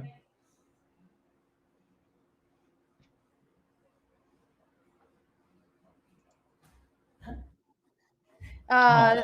Note from production, he said no, and absolutely not. So apparently we are not going to break the rules all of a sudden here, as we see our quickest alters of all time as Crane goes ahead and shuffles up real fast, because again, I think that Blurb has the avenue to win quickly, but Emerald Sapphire has the avenues to step that plan and kind of smush it fast. So you can set it up to win quickly, but then you can also get blown out by like a really fast under the sea extremely quickly. So this is a true control mirror, and we need more time. But man, that game was good. But this match has been fantastic so far. I have really enjoyed it. I know. I'm like, this is why we're here. That's why I was like, Luke, and he's like, no. I'm like, that's how the rules work. Yeah, absolutely. As we keep everything above. We can't bend the rules for our favorite players. What are we doing? Why are we even making a league, a community-based league, if we can't cheat for our favorite players? All right, Dumbo into the Inkwell, into the Basil. Cran never misses a 1-drop. I miss a 1-drop when there's 12 of them in the deck, as Moxie's goes ahead, inks his Basil, and passes. Not with the no Clarabelle, no develop. I see. Mm-hmm. Yeah, that is probably the thing here. I mean, Cran being on the playing the Clarabelle first might be a little bit more susceptible to a Isis Vanderchill or a Elsa the Spirit, as I like to call her when I get tired. As Tipo does come down, we are going to be able to ramp. So we have a game. Moxie's, you had better not miss ramp, because that'll be a really crappy way to win this game. Sources are telling me that Tipo was blessed by Fungus himself. Oh, well, that actually makes a lot of sense. Now, if we see that double ramp this game, or if we see kind of just playing a genie next turn, maybe getting that established a little bit quickly. But again, there's so many ways we're going to ink a Tipo to play a sail. So we have a game. We have 11 minutes for the game, but we have a game. That's true. Very interesting here that we're going with the Tipo. We're going with the sail over the Tipo, especially when we have when we're going second against an opponent who's trying to go wide. But never mind, we shot the Clarabelle. Yeah, we have a Clarabelle. We weren't established the last time, but we could establish it this time. So yeah, using the sail to make sure that we're using our ink efficiently, because again, that's double Tipos into the Inkwell. Makes me also feel like we have the double ramp again from Cran. Yeah, the double ramp again is like what you said. It kind of keeps you on par in this matchup. It's triple ramp from Cran. Okay, hold on. We're going to ink that, but I don't know if we actually went ahead and inked out of our hand again. I think we were just trying to get our cards down, because we know we cannot stop the shift if Moxie's has it. So going into 5 ink, a double ramping from Cran, 1 card in hand. I wonder what it could be. Yeah, definitely is probably something pretty impactful that's going to be able to get rid of this Clarabelle if it so chooses when it comes down. But if not, I mean, we did see it Into the Unknown go in there. So even if you were to like Elsa Into the Unknown, which you can't really sing it with any of these things, this is a crazy amount of ink for Blurple to have on this turn, as we are going to go ahead and sail the Azurite Sea again. We're just ramping at each other with 9 minutes and 45 seconds left in this game. This is definitely a good play from Moxie's here, like recognizing that a potential Demona is coming down. So dropping some hand, hopefully not necessarily having to play from board. I mean, I don't love. King of the Basil. That is a very heads up play though. That is super heads up. Basically saying, hey, I didn't actually have the Clarabelle shift. That's fine, but you did turn your Basil sideways thinking I potentially had it. So we went ahead, got rid of it. Now we are just going to go ahead and throw the Demona as fast as possible. You'll refill your hand. You'll also be able to go ahead, trade to both of your T-pos and this into that. And now we have a Demona left on the turn. These players are flying, and it's like they're already accounting for everything that's happening. Their brains are already linked, and they're like, let's just do this, but faster. How about that? All right. Now we're back to a kind of a reset again into this mid game. So now we're looking to Moxie is looking to start taking over with Philip combos and potentially going to an Ink Geyser. Cran is looking to go wide with things that can't get under the seed, trying to get multiple Dumbos down and just get in there. Yeah, absolutely. Moxie's taking a few seconds here to count their cards, make sure everything's up on board, and maybe taking a card out of their hand that's not what they want and inking it at the end of their turn to then ramp to something that's going to help them in the later game. I'm stressed. You're stressed. No, we're fine. There's the same amount of ink over and over again, but at the same time, we're trying to take a little bit of a second to figure out what's going on, potentially trying to figure out any discrepancies or thinking about our feelings or what we're going to have for dinner. Is there a judge on the table? What's going on? I was about to say it could have been a judge call. There might have been moving a little bit fast and trying to see, again, those sleeves are one entity. They're not actually separate entities. So it might be a little bit hard for Cran to go ahead and, pull ink a Cheshire Cat. And we're just going to go ahead and play a Bell, Accomplished Mystic, which throw the bodies on the board. No, the body's on the board. She is a 4/4. She has 2 lore, and her ability doesn't matter right now. But at the same time, he's questing. We're at 5 with the potential to go up a lot more next turn. So going to 9 next turn is really going to be huge if Moxie's is not able to do anything about this board right here. Yeah, we're definitely a little bit behind here. I think we're still looking to get catch back up with a potential Philip combo. But if he doesn't have any parts of the combo here, this is looking really scary. Yeah, absolutely. The 4 lore on the board. And we are going to go ahead and ink the Malicious Maiden Scary. It does seem like we potentially maybe had it. We needed that Prince Philip, but we also knew it was going to face a Demona. Did we just throw our cards? Ink pass. Not only did we ink and pass, but we ink pass and threw that in our hand. So not great here. Cran going to go up to 9 with all of the ink in the world. Potentially Hades coming down. We didn't see Hades last game, but I mean, he's got to show up this game. This is definitely, this is getting the questies out. So no Elsa coming down probably. Exerting a billion ink here. Doesn't really matter. It's got to be Hades. So as we go ahead and throw the nail in the coffin, it's Hades, Infernal Schemer, getting rid of that. Elsa dreams come true. Moxie's slowly putting it in the Inkwell because, hey, listen, that's probably game, my dude. As we are not going to be able to really, we have no singer, we have no shift ability.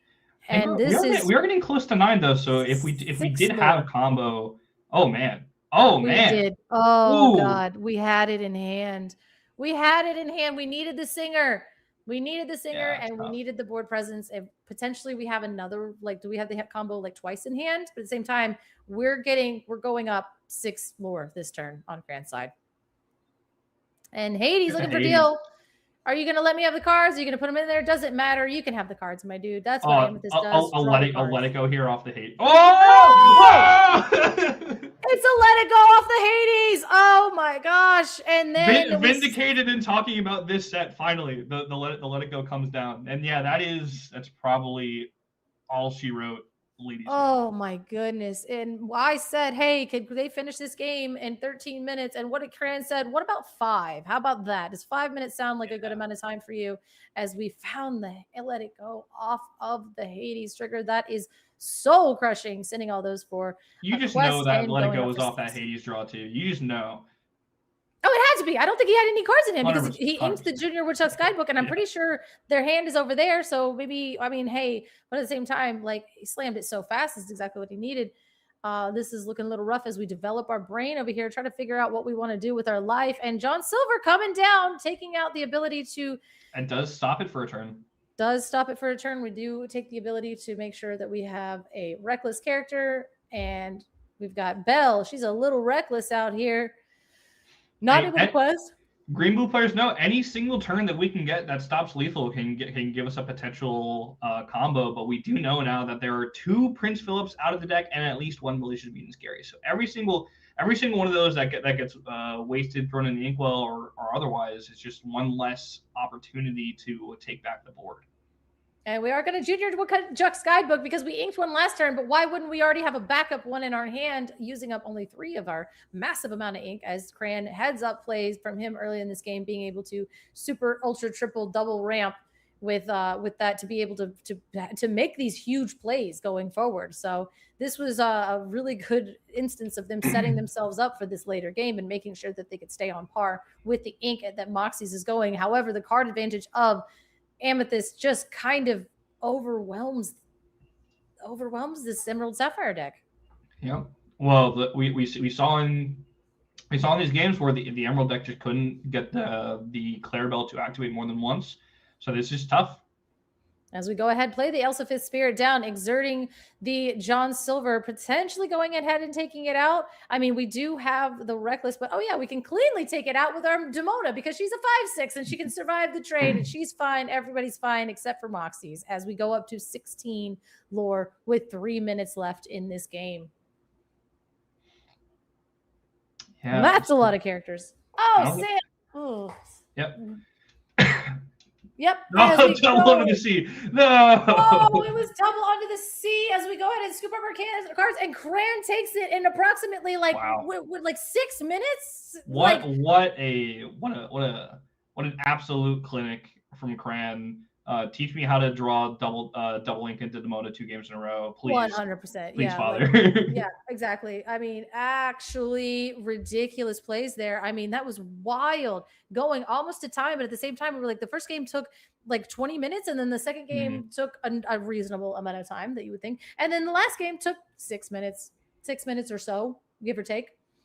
Yeah, that's one of those games where you feel really good about how you've played in the first 2 games, and then the third game just comes around and just like it all falls down. You're sitting there at the end of the round. It's probably like you're probably both at X1 going into like round 8, getting ready for day 2, and then you just like you take this loss and you're just like deflating, man. It's a tough loss, but well played by both players. Yeah, all right. Like, I mean, great games. Like, that was absolutely good. Like, shout out to Moxie's again. Like, Habibi said in chat, like, just like actually like continuing to play quickly, like keeping him in it, not slow playing, not doing anything. Like, obviously a little bit of a tilt there that one time where it was like ink and pass. Like, that is not what you want to do. The clock's running out. You have the ability and the deck to win this quickly, and then all of a sudden your deck just kind of like double under the seas you, and it's just the double under the sea is just absolutely tough. Yeah. It's a rough eat. Absolutely. But Cran, again, we said it all 3 games, right? Setting himself up for success. But going into, like, we were laughing, it was like double ramp every single game into triple ramp in that third game, just trying to stay on par with the amount of ink and also using the just massive amount of card draw that Amethyst has in to their disposal. And it's like, I'm laughing because I'm like, oh, it's visions into sail and visions into develop. And it's like, yeah, but what if you could do that but also go +2? Right, exactly. Like, what about like guidebook into genie into guidebook? Like, thoughts about doing that? It's like, okay, well, that is gonna like making sure that you have the ink to use those resources is super heads up on his side. So again, like you said, an absolute clinic from both players, and just I don't know. How you doing, Willow? Welcome. Hello. Yeah, I was watching off screen, and definitely heartbreak for NVRshift there, because it was well fought. And that's a deck that can win at when the opponent's at 19 lore and you're at like 0. Looking at you in Taipei finals, right? Especially like particularly against Blurple. So yeah, it's gotta hurt.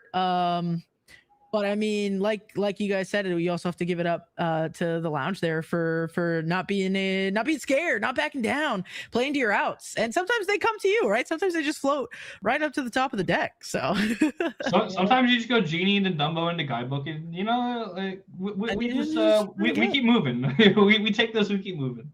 Yeah, yes, and then you go Hades into Let It Go into like, and you're just like, those are the cards that you want, because I'm like, okay, I'm gonna Hades and draw Sail and Tipo. Nice. Well, see, you just eat them. Just eat the cards and like be done with it. You know what I mean? I'm confused because I thought the saying goes, draw more cards, win more games. I feel like if any deck should draw more cards, it's Emerald and Sapphire, right? Well, that's the thing, is like Emerald Sapphire's card draw is dependent on how many cards you're drawing, and Amethyst is drawing a ton of cards, but Cran was drawing removal for the Clarabelles. So it's like kind of that, like, the Diablo thing is like, I draw what you draw until I take care of your Diablo, and then I'm drawing and you're not drawing. And then, Emerald back in the day, and now, well, Emerald again is just like, no, like exactly. We draw until I stop you, because that's not fair. This is a capitalist society. I'm just kidding. Okay, I get to draw. I draw. Oh no, it's fine. But yeah, I mean, again, like that is definitely. I will say, like, I think last set I was really bummed having to watch like an Emerald Sapphire Mirror, but I think just the deck now and the fact that Blurple has the Let It Go, like Franz, you were mentioning, to be able to fight back, I think it's just a more interesting matchup to watch, and just in general. Yeah, it's changed. 10 seconds warning, and we all freeze like lemurs. Our ear is just like so threatening when he gives us warnings. Yeah, he's like a 10-second warning, and all of us just went, huh! Instead of being able to, we'll get that together. We'll get it together one day. Okay, bye Color. All right, and we are saying goodbye to Color, moving in to the next match here.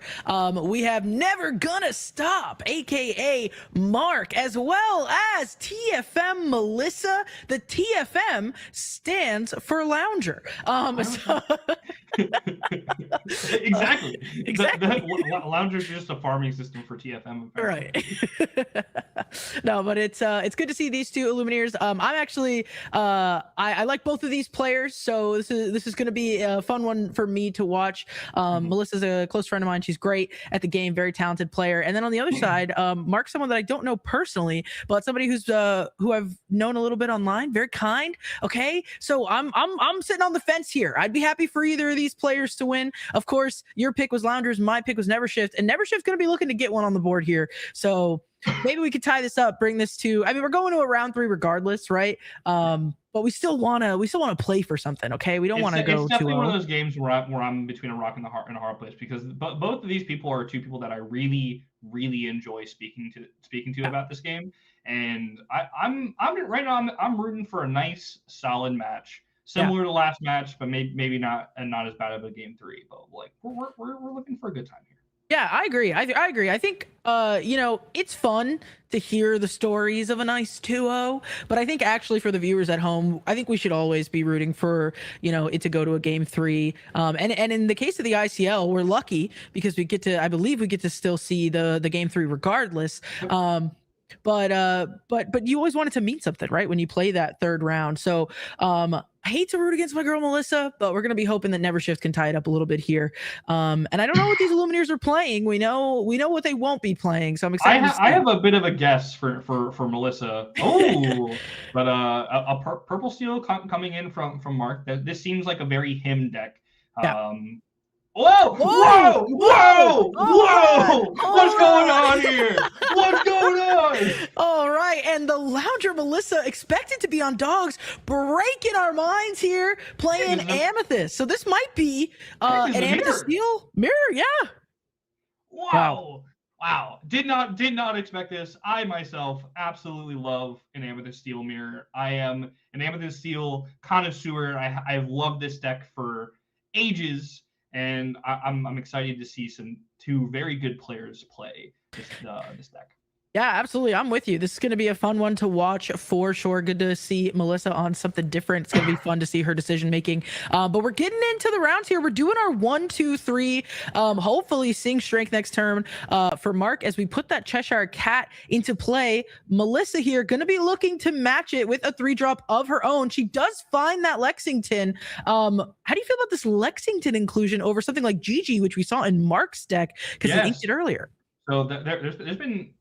I feel like in Purple Steel, like it hasn't been talked about a ton this set, mostly because it was a very it's a very samey deck as it was before. It doesn't feel like it's gotten too much better. But one of those decisions, if you see the strength come down, is between that GG and that Lexington. And I personally, I don't really understand the GG. I don't get it. Like I've played with both. I've tried my best to test within the area, but like obviously the idea behind GG is that in a purple mirror world, it can't get demoned and you can't get locked out. But my issue with that is that I feel like also in that purple mirror world, if GG gets Elsa, it's much worse for you than if a Lexington got Elsa, because to be able to take out that GG, they can just sacrifice a small dude and then have either the Elsa or their other 3 or 4 drop just punch it right back. So I can see the uses for both scenarios. I like the Lexington just being the 4 strength always. But yeah, now when we have to see Melissa try to rebuild after a strength, especially because she also didn't have a strength of her own. Yeah, absolutely here. So, well, she maybe could have, but because she took the turn after, so she didn't have one. Definitely gonna hurt for sure. But you have to imagine that Melissa knew something like that was coming. This is the ideal opener, some would say, for these decks. So gonna hurt to get that Lexington off the board. But she's building back up nicely, I would say here. This magical researcher could potentially be huge, but not when that 5th spirit's gonna come down. Thinking about what we're gonna exert here, have to be careful. We still have some Olaf potential. What do you think the target's gonna be here? I feel like especially as a Purple Steel going first with a strength, you do know that your card advantage has definitely started to stall, so you definitely want to protect that Dumbo as much as possible. So I feel like the way that you're going to be doing that is getting rid of that 3-drop Genie and cutting Melissa off from being able to sing strength of her own, and hopefully they don't run Zeus and Elsa on her end is not going to be able to take it out. So being able to tapping down this Genie, taking it out with the Elsa, maybe even the Basil or the Pocahontas, I think is going to be the way to go, and that's definitely what we're doing, I think. Yeah, you got to imagine Mark is happy to clean up this magical researcher here. Just going to depend what he's going to use. He elects to use this Olaf helping hand to finish it off, and going to not bounce anything. Okay, so did have the option to bounce a character, chose not to, keeping that damage on that Elsa. No evasive threats on the other side for Melissa, so probably feeling like that's going to be nice and healthy, and still have some damage floating around to use on that Cheshire Cat later.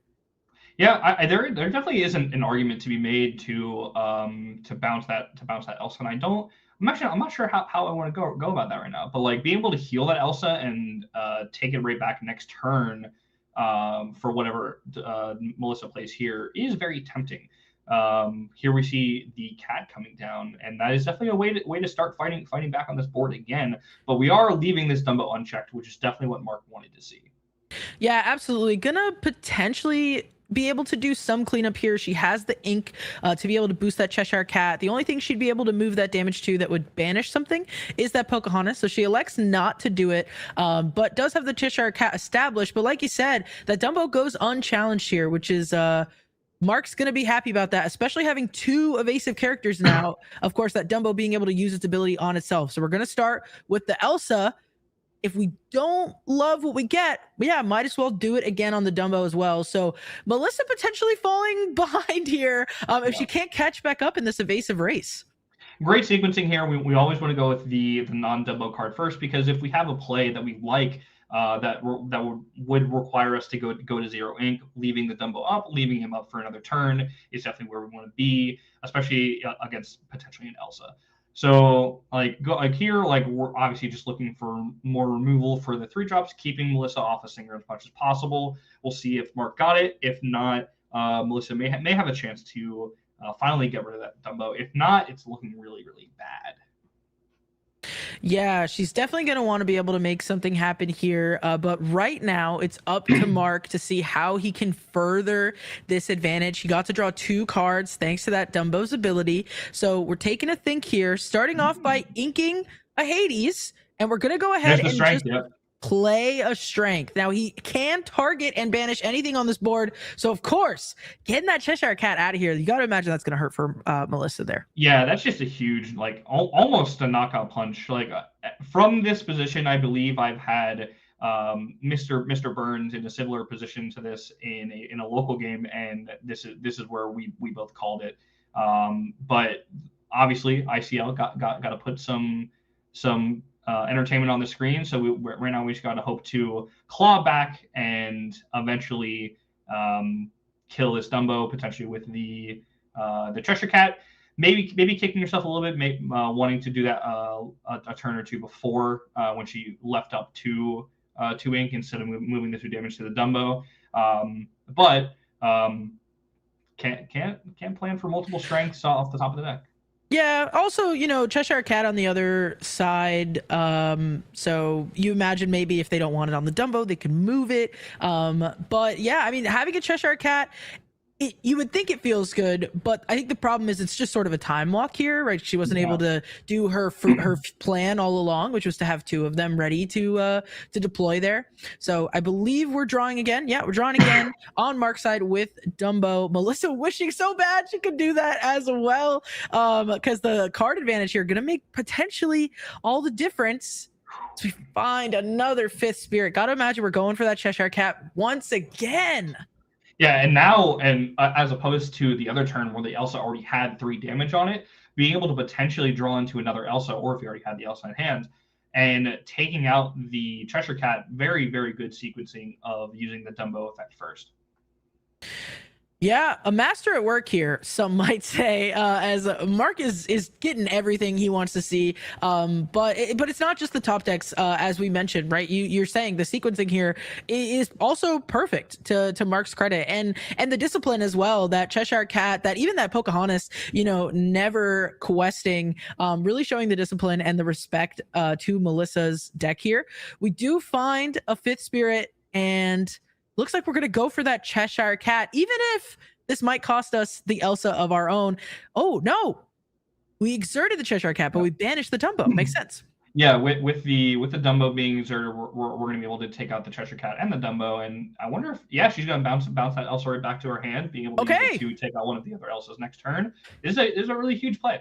Yeah. Great play for sure. Even if it meant that she would lose this Christopher Robin, which she's not going to, right? Gets to keep it standing straight up. Still would have been great, I think, getting a lot of those big threats off of the board. And we know now that she has that 5th Spirit in hand to potentially finish off one of these Elsas. But Mark seeing that and saying, you can get rid of these Elsas. I'm going to go super wide. Finally, being able to quest this Pocahontas. I believe Pocahontas is exerted character, correct? Oh, it is exerted character. Okay, yes, so we're going to sequence this. Yes, thank you. The professional caster, everybody knows what the cards do. Yes, okay, so we have to quest first if we want to use her. So maybe we didn't get to. Maybe we just quest for one. I'm not sure if there was a take back there or what. It was probably a take back, being able to let the Elsas go sideways and then let the Pocahontas go sideways. Hey, if it's a legal take back in a DLC, might as well be a legal take back here. For sure. So at first, Melissa was feeling good, but now Mark has given her a mountain to climb. So we're going to go ahead, and it looks like we exerted the Calhoun, but I would imagine we're just going to maybe swing into one of these Elsas, or maybe the Pocahontas to stop some of that lore at this point. Yeah, it's definitely a weird fork here, because if you attack the Elsa, you get another evasive off the board, and the other Elsa can't punch your Elsa back. But if you leave that Pocahontas on board, then Mark is questing for 2/4 like 7 with just the Robins and the Pocahontas alone, putting them up to 15 without having to do anything else. But now that she went with the Pocahontas trade, one of the Elsa with 4 damage is able to very cleanly take that out, and we still get to quest for about 5.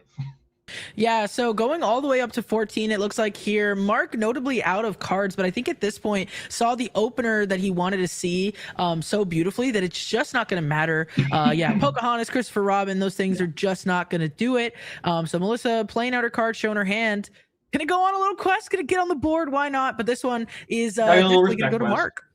But yeah, I do think that was definitely a very, very well played game from Mark. I do think as in Melissa's shoes, I think I can take some positives away. That was probably some of the best, like the best 15 cards that Mark could have placed on top of his deck at the start of the game.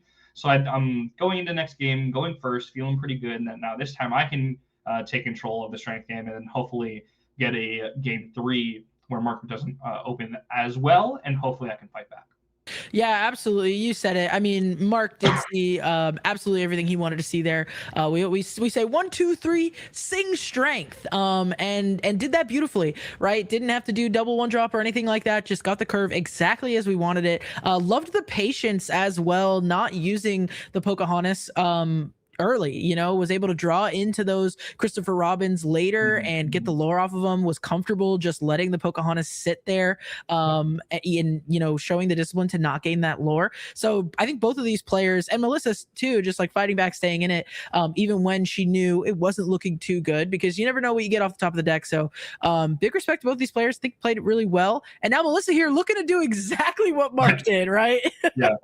Yeah, well, it's one of those things in the Purple Sea Mirror, like the person going first is always looking for that 1, 2, 3 strength, but we do have to play in a way where we don't run out of options too early. The way like Mark did it very well, where he was able to stick that Dumbo into an Elsa and then protect the Dumbo enough to get about 2 or 3 triggers off that Dumbo.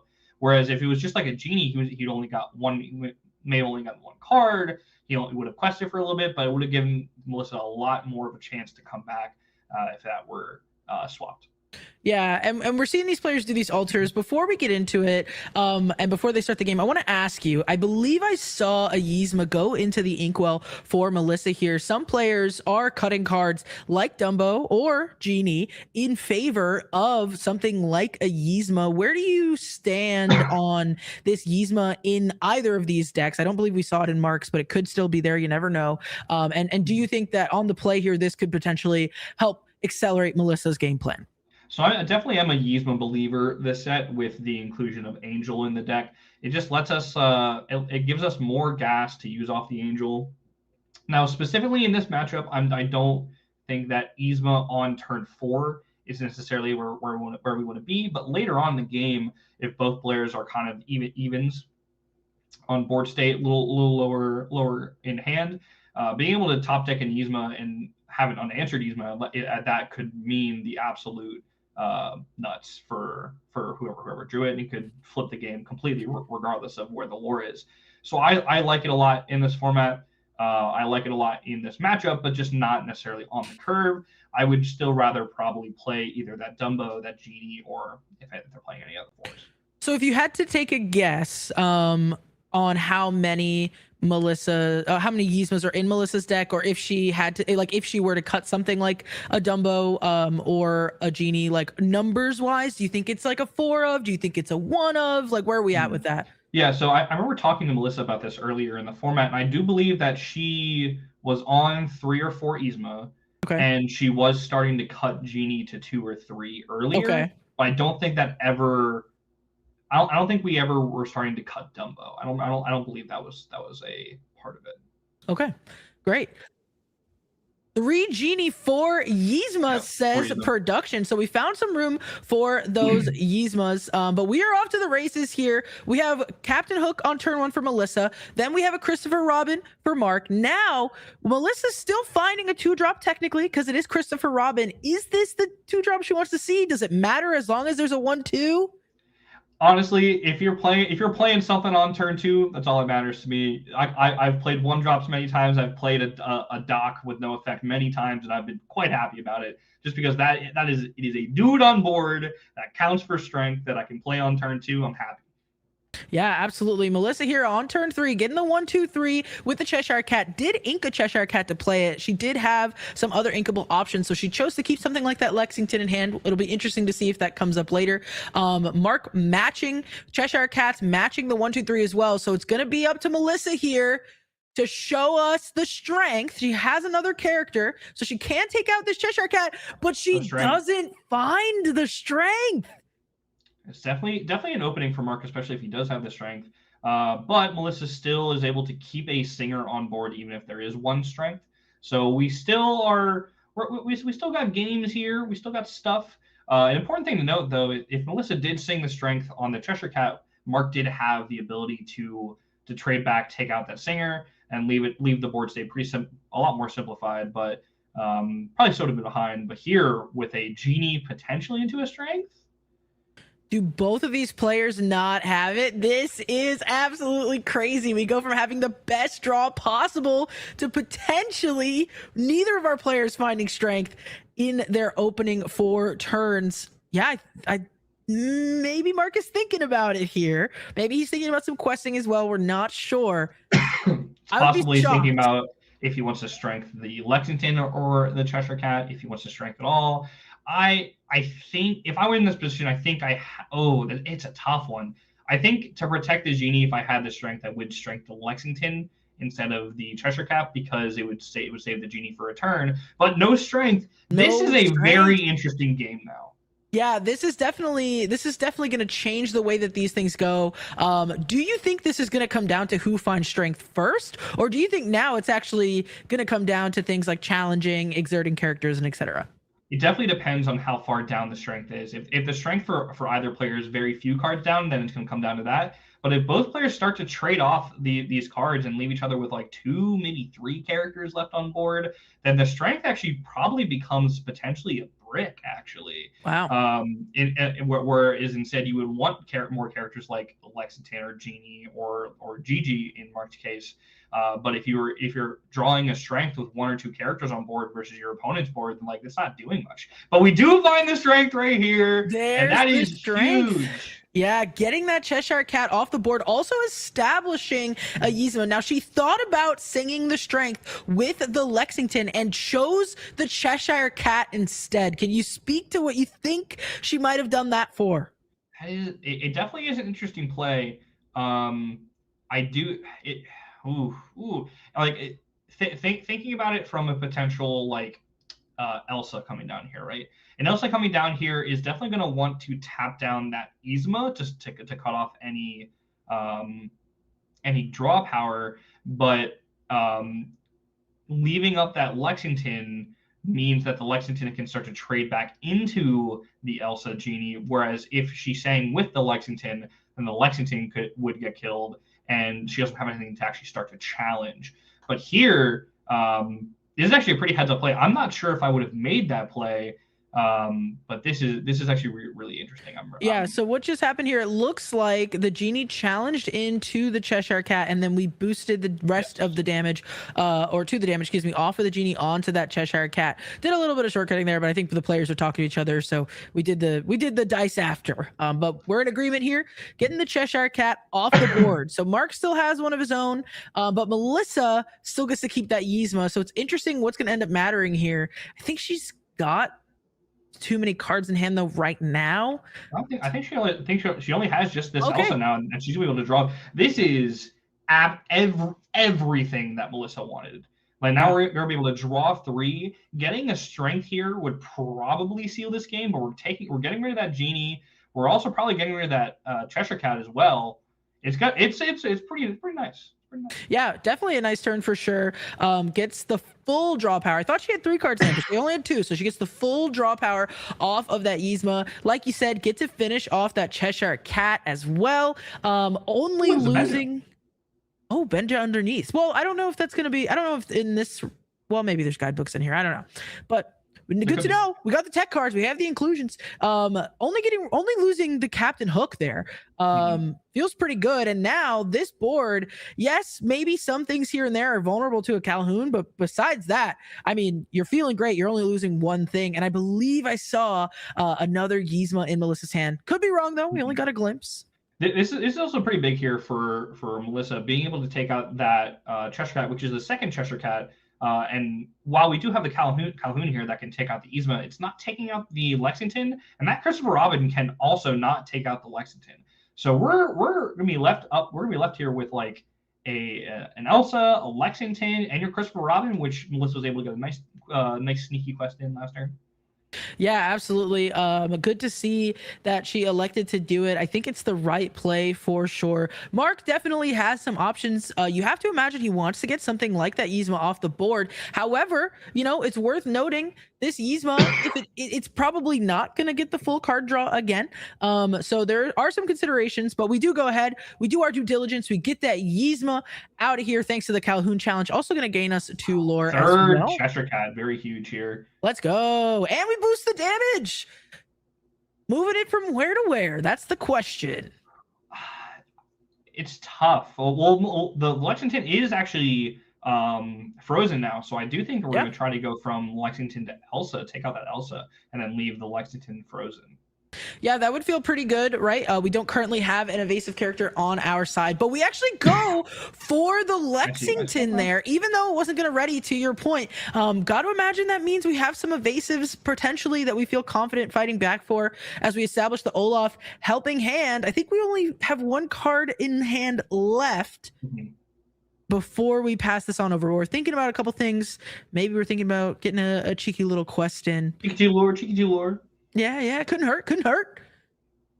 Thinking about it. He's thinking about it. Yeah. So if we get a quest here and then Melissa has like a Cheshire Cat, then we can take out the Robin and then Cheshire Cat move the damage to the Olaf. And even if Olaf bounces the Cheshire Cat for some value, we're left with no cards on Mark's board here. So I'm not sure if it's as free as Melissa's Christopher Robin quest, but like it's just not a huge deal. Yeah, Yzma coming down for Melissa, so that is her second one. Also going to play this Diablo. Interesting to see this Diablo make its way back into this deck list here. Something that I think has fallen potentially out of favor in Amethyst builds. Maybe is a staple for Amethyst Steel though. I think she also has the Olafs as well. So interesting to see her 1-drop decisions. She's gonna quest, it looks like. Yeah, getting some more. I do actually like this Diablo in the builds that are looking to play the Pocahontas. Being able to get that extra lore and keep up card advantage, I think, is pretty important when you're a bit more low to the ground versus some of the earlier Purple Steel builds and Purple Steel from last set that was going like super high with their 5-drops and 6-drops. Maybe we're cutting a bit down on those just to play out a wider board, trying to get under things like Blorple, trying to get under things like even dogs to an extent. Like Diablo is a pretty decent play because we're able to get that lore up there while forcing our opponent to turn sideways into a potential Calhoun or other stuff that challenges and hopefully breaks up their lines. Yeah, and speaking of turning sideways, it looks like Mark is thinking about exerting this Cheshire Cat. The question is it gonna sing a song or do a little challenge in? So we actually picked it back up. Okay, so we're just thinking about it. We're just seeing how it feels, if we want to expose this or not. Do you think it's safe to exert this Cheshire Cat for any reason? Ooh, it's a tough one. Knowing that this is your 3rd Cheshire Cat is absolutely playing a part in this, because it's such a huge part of this match. If we lose the Cheshire Cat here with an Elsa quest into their own Cheshire Cat, or even it's tough. Or even a second Elsa is gonna feel tough. But I do think at this point we are getting a little bit behind. But getting rid of that Diablo is not terrible. Melissa has the 3 cards in hand. Didn't ink last turn, so the hand is probably pretty large. Oh, this is interesting. Okay, so what's happened here is Christopher Robin has challenged into the Christopher Robin. We then boosted the 1 damage that was taken onto the Diablo. And now we are finishing off the Christopher Robin with the Olaf and bouncing the Cheshire Cat and every card that was boosted underneath it into our hand as well. So some pseudo card draw. Well, it's definitely card draw, but it's not the traditional kind of card draw that we were expecting. It's gonna have to, pay to reestablish this Cheshire Cat, but we got to see some new cards. Yeah, being able to do this while reestablishing the cat is very huge. I really like this play instead of turn before doing a similar thing and then leaving yourself with nothing on board.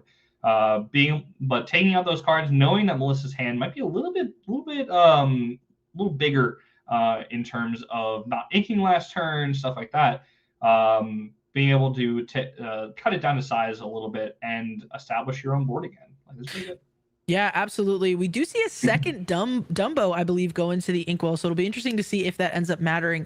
Melissa, the only one with an evasive, but it is only in Elsa, so feeling pretty good, I guess, about the evasive wars. But as I say that, in comes another evasive, this Genie Wish Fulfilled, drawing us a card, putting a Demona into the Inkwell, using 2 to play a Pocahontas. Okay, so Melissa's having a chance to gain some more lore here pretty soon. Very solid.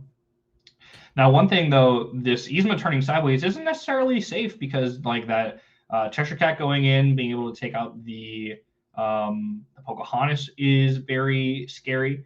So we're gonna see Melissa not do anything with that Yzma just yet. Not enough cards to be drawn at the moment to risk that. So we're just gonna be content to build up our board here with a Genie and a Pocahontas and just pass it over to Mark, see what he does. Yeah, and it looks like we're starting by exerting 4 of our ink. There's our third Dumbo. So we've seen 3 Cheshire Cats and 3 Dumbos here. This one actually making it onto the board. We also play out a Palace Guard, so it looks like... Okay, no, he still has a card. So I think he has only 1 card left, and he does have 2 ink still available. He could boost just to start getting some cards under that Cheshire Cat, but it looks like we go on a quest with everything. Very interesting. This is definitely that's very interesting. I'm curious what the glass card in hand is to not boost with the Cheshire Cat and then leave the Cheshire Cat up. It's like that's definitely the card that's doing the most heavy lifting here. But Melissa's board isn't like super conducive to answering it cleanly. I guess we have the Genie plus the Elsa. Plus a Hades here that's probably going to target the Dumbo, actually. Regardless of what it challenges, Mark is not interested. Melissa does get to draw 2 cards. Now, notably, we've only seen 1 strength. Yeah, I was going to say. We've only seen 1 strength. Okay, so... that might have been a black heron that I saw. Okay. Because I thought I saw red backing on the card that you drew, but ooh. Okay. Well, but regardless, right? She's due for 1. I think both of these players are due for 1. Melissa only saw 1. Mark hasn't seen any, unless I'm misremembering. And so, like, you got to imagine it's going to come soon, and it could potentially change this whole game. Oh, so I think it was a strength. It was a strength. Thinking about what we're going to target? Not at all. We know already. It's going to be that Cheshire Cat. Now we have some options on how we deal with the rest of this board. Yeah, being able to taking care of this board, I think, is going to take a little bit of... Oh, no, we are just questing. Get that 2 lore from the opponent's Christopher Robin. Question for 2 with our Genie.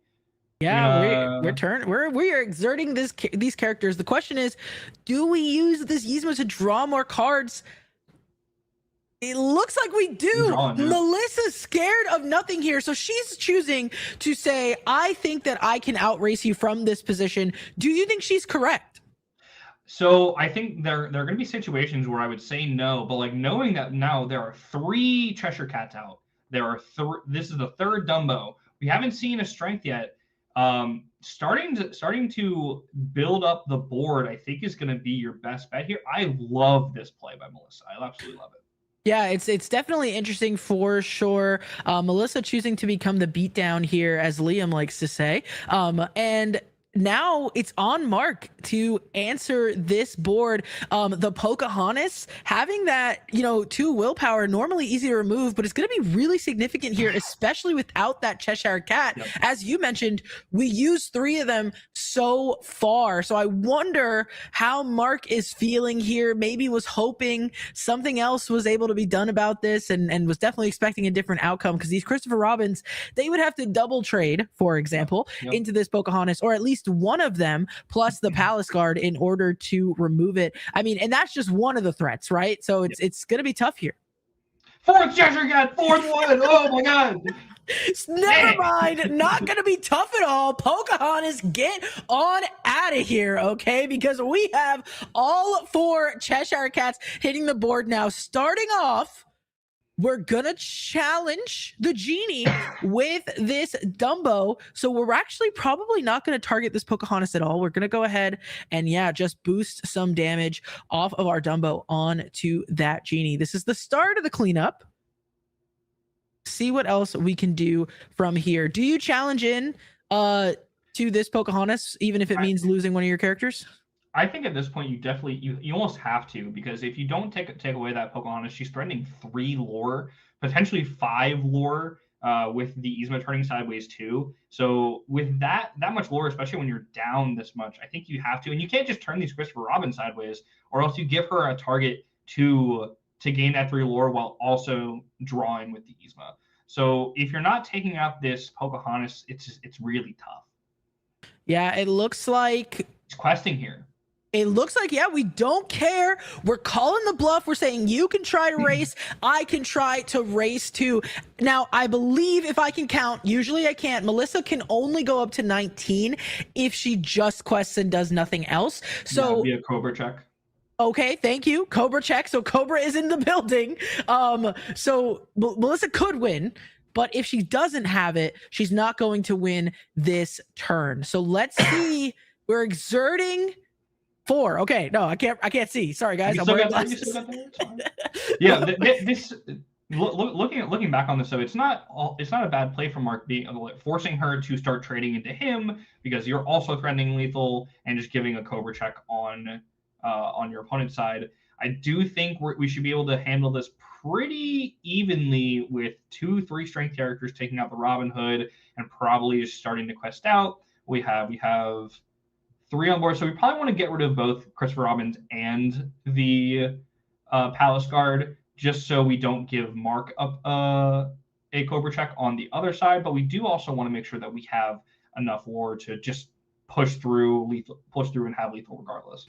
Yeah, we do see a strength. Oh, we have strength. Okay. Melissa doing some cleanup and gonna get to quest as well. I believe she's using her whole hand, which means this Yzma might go on a quest, but it could also refill her, back up to 3, which would be absolutely huge. Let's see. So obviously we quest with that. Elsa, no, we're not interested. We don't need the cards. We're just putting ourselves into check here, and this might be a swift 2-0. No, not 2-0. No, Mark won the first one. So we're going to game 3. So no, okay. So we're good. Melissa, when Melissa wins here, there's still a chance for both sides. All right. Yeah, that was very. I love the last few turns from Melissa, and I do like the last few turns from Mark as well. It's just unfortunate that Mark wasn't able to field bigger things that could challenge board back. We are getting some information though with that Angela though. I'm not sure if I would have discarded that. Giving Melissa a little sneak peek into what potentially is awaiting in game 3. Yeah, Mark there having the Cobra, so was super close. Would have loved to close it out there. Didn't end up happening. But like you said, seeing that Angela there is going to be super interesting, because that's the one that turns off that Stone by Day ability, right? So that would make it so cards like, I believe Mark is playing GG over Lexington. Cards like GG, cards like Demona. Gonna go ahead and be able to ready regardless of the amount of cards in hand. That definitely is Angela is definitely a card that in my testing has blown me out, and it's blown me out when I haven't been expecting it. It is a pretty big thing to show Melissa that card now, and if Melissa's able to internalize that, she might be able to play around some things, but also maybe it's a one of. Maybe Mark was showing it to her and trying to get her to think about it too much. We'll see.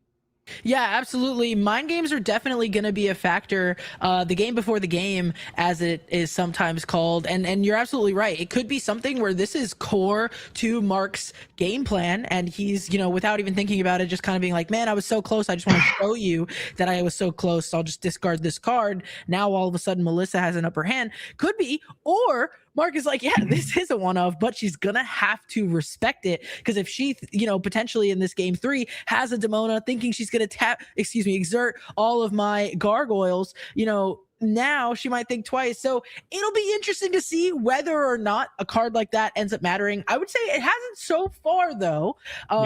But anything can happen. So both of these players are up a game, right? Or not up a game, but both of them have a game. What do you think is going to be different here, especially seeing how swingy it can be if they don't find strength? What do you think they're looking for in these altars? We're definitely looking, Mark is obviously looking for just the 1, 2, 3, 4 strength stuff, as well as potentially a follow-up plan in terms of card draw. Melissa, depending on what's in her deck, might be looking for just bigger bodied things, trying to get back into the game post a strength, depending on what other 4-drops she might be playing. Maybe she just plays down an Yzma early and hoping to dodge the strength on her bigger evasive characters. It's interesting. It's outside of the deck building screen, there's not a ton you can do to plan for the 1, 2, 3, 4 strength. It's just you gotta play your singers, and you gotta hope that you find your strengths at the right time. Yeah, hope they don't have it. Sometimes a core part of the game plan. It remains to be seen, how this is going to go. We see when the players don't find strength, this kind of busts the game wide open, and it's played a lot differently. There's a lot more that they're able to do. But I mean, even when they do have it, like you said, it doesn't mean her game is over. I would love to see Melissa play something just to bait out the strength, instead of playing that Cheshire Cat first, playing something like that Lexington, where it's still an impactful card, but you definitely want to keep that Cheshire Cat because it can be dangerous, to hope that they don't have it, especially when you have to imagine, like we're saying, these players are going to alter for it. But it looks like we're about to be off to the races here. I'm excited. Game 3. We love a game 3. And I do see Sailor in the comments saying something similar to what I was saying, is that showing the intro might have been a mistake. Last game, there was a point where Melissa got a pretty free quest with a Christopher Robin. But if Mark had an Angela there, then one of his Christopher Robins or one of his 1-drops would be able to get a very free trade with Melissa's Christopher Robin, and that would be a pretty bad loss for Melissa, because the Robin takes no damage. It has resist 2 even on her turn as well. So like I said, Angela can force some pretty big swings. So Melissa might just play any free quests a little bit more safe, which makes Angela probably a worse card in hand. Yeah, absolutely. Catching up with the board here, we saw a Palace Guard on 1. Melissa responded with the Christopher Robin on 1, and now we have the Pocahontas for Mark. This Palace Guard going on a quest, feeling pretty safe with that 1/4 stat line there, and the Pocahontas as well, indicating maybe we have some potential fast things. But Melissa matching that, saying, "Hey, I can go fast too." Got 4 lore on the board. So far, both players on their game plan. We want to see Mark dropping a 3-drop here to keep the train going. Always important to note when we see a Elsa as well as a Cheshire Cat go into the Inkwell, both those players should be putting that in the back of their mind. Yeah, absolutely. Definitely good call there. We go ahead and quest with both the Pocahontas and the Palace Guard because on the other side, we only have these Christopher Robins with the 1 strength. So if they want to challenge into this Pocahontas, they're both going to be banished in that challenge as Melissa plays a Lexington.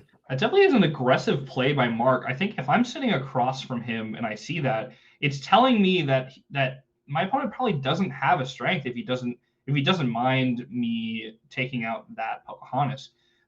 It's possible he still has it, possibly do it for turn, but if I'm sitting across from him, that I feel like I can play it a little bit safer and build up my own board here, especially if I do have a strength.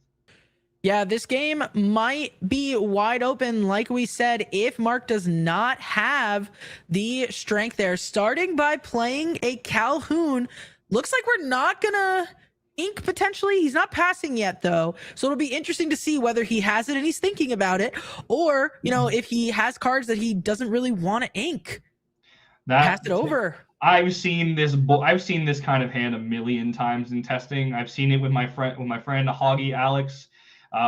This looks like a hand where we drew a few too many of our 2-drop uninkables and we can't go up. Maybe there's a dock in there too. But we don't have a strength for Melissa, so this is still a game that is open. Yeah, absolutely open indeed. Both of these players not having that strength once again, so it's gonna make all of the math and all the fun things super, super interesting. Might come down to the evasive wars as we see, both of these players starting to establish evasive characters. Might come down to something like an Elsa here if Melissa can just exert characters and start doing some removals. So let's see. She's organizing the hand as she should. Gonna start with inking a Yzma. Could be the Elsa here. Could also be something else for sure. Nothing exerted though on Mark's side, so we're gonna have to exert something if we want to get a challenge in. It's gonna be the Elsa. Okay, so we do find the Elsa. What are we exerting here? Yeah, I'm pointing squarely at that Cheshire Cat all the time. Also, being able to take out that Cheshire Cat without our evasives, being able to threaten our 2 evasives to Mark's 1 evasive, I think is really huge. And now we have evened up the cat count a little bit as Melissa's inked 2 and Mark has now lost 1. Yeah, so definitely going to be big. This Lexington notably not going to ready next turn, but also notably very, very vulnerable to something even like this Palace Guard here if we want to get a character off the board. Of course, we would lose ours, but, trading a 1-drop for 3 sometimes necessary. We see Mark separating his ink here, so you might be right. It might be more 2-drops because it's sitting in piles of 2.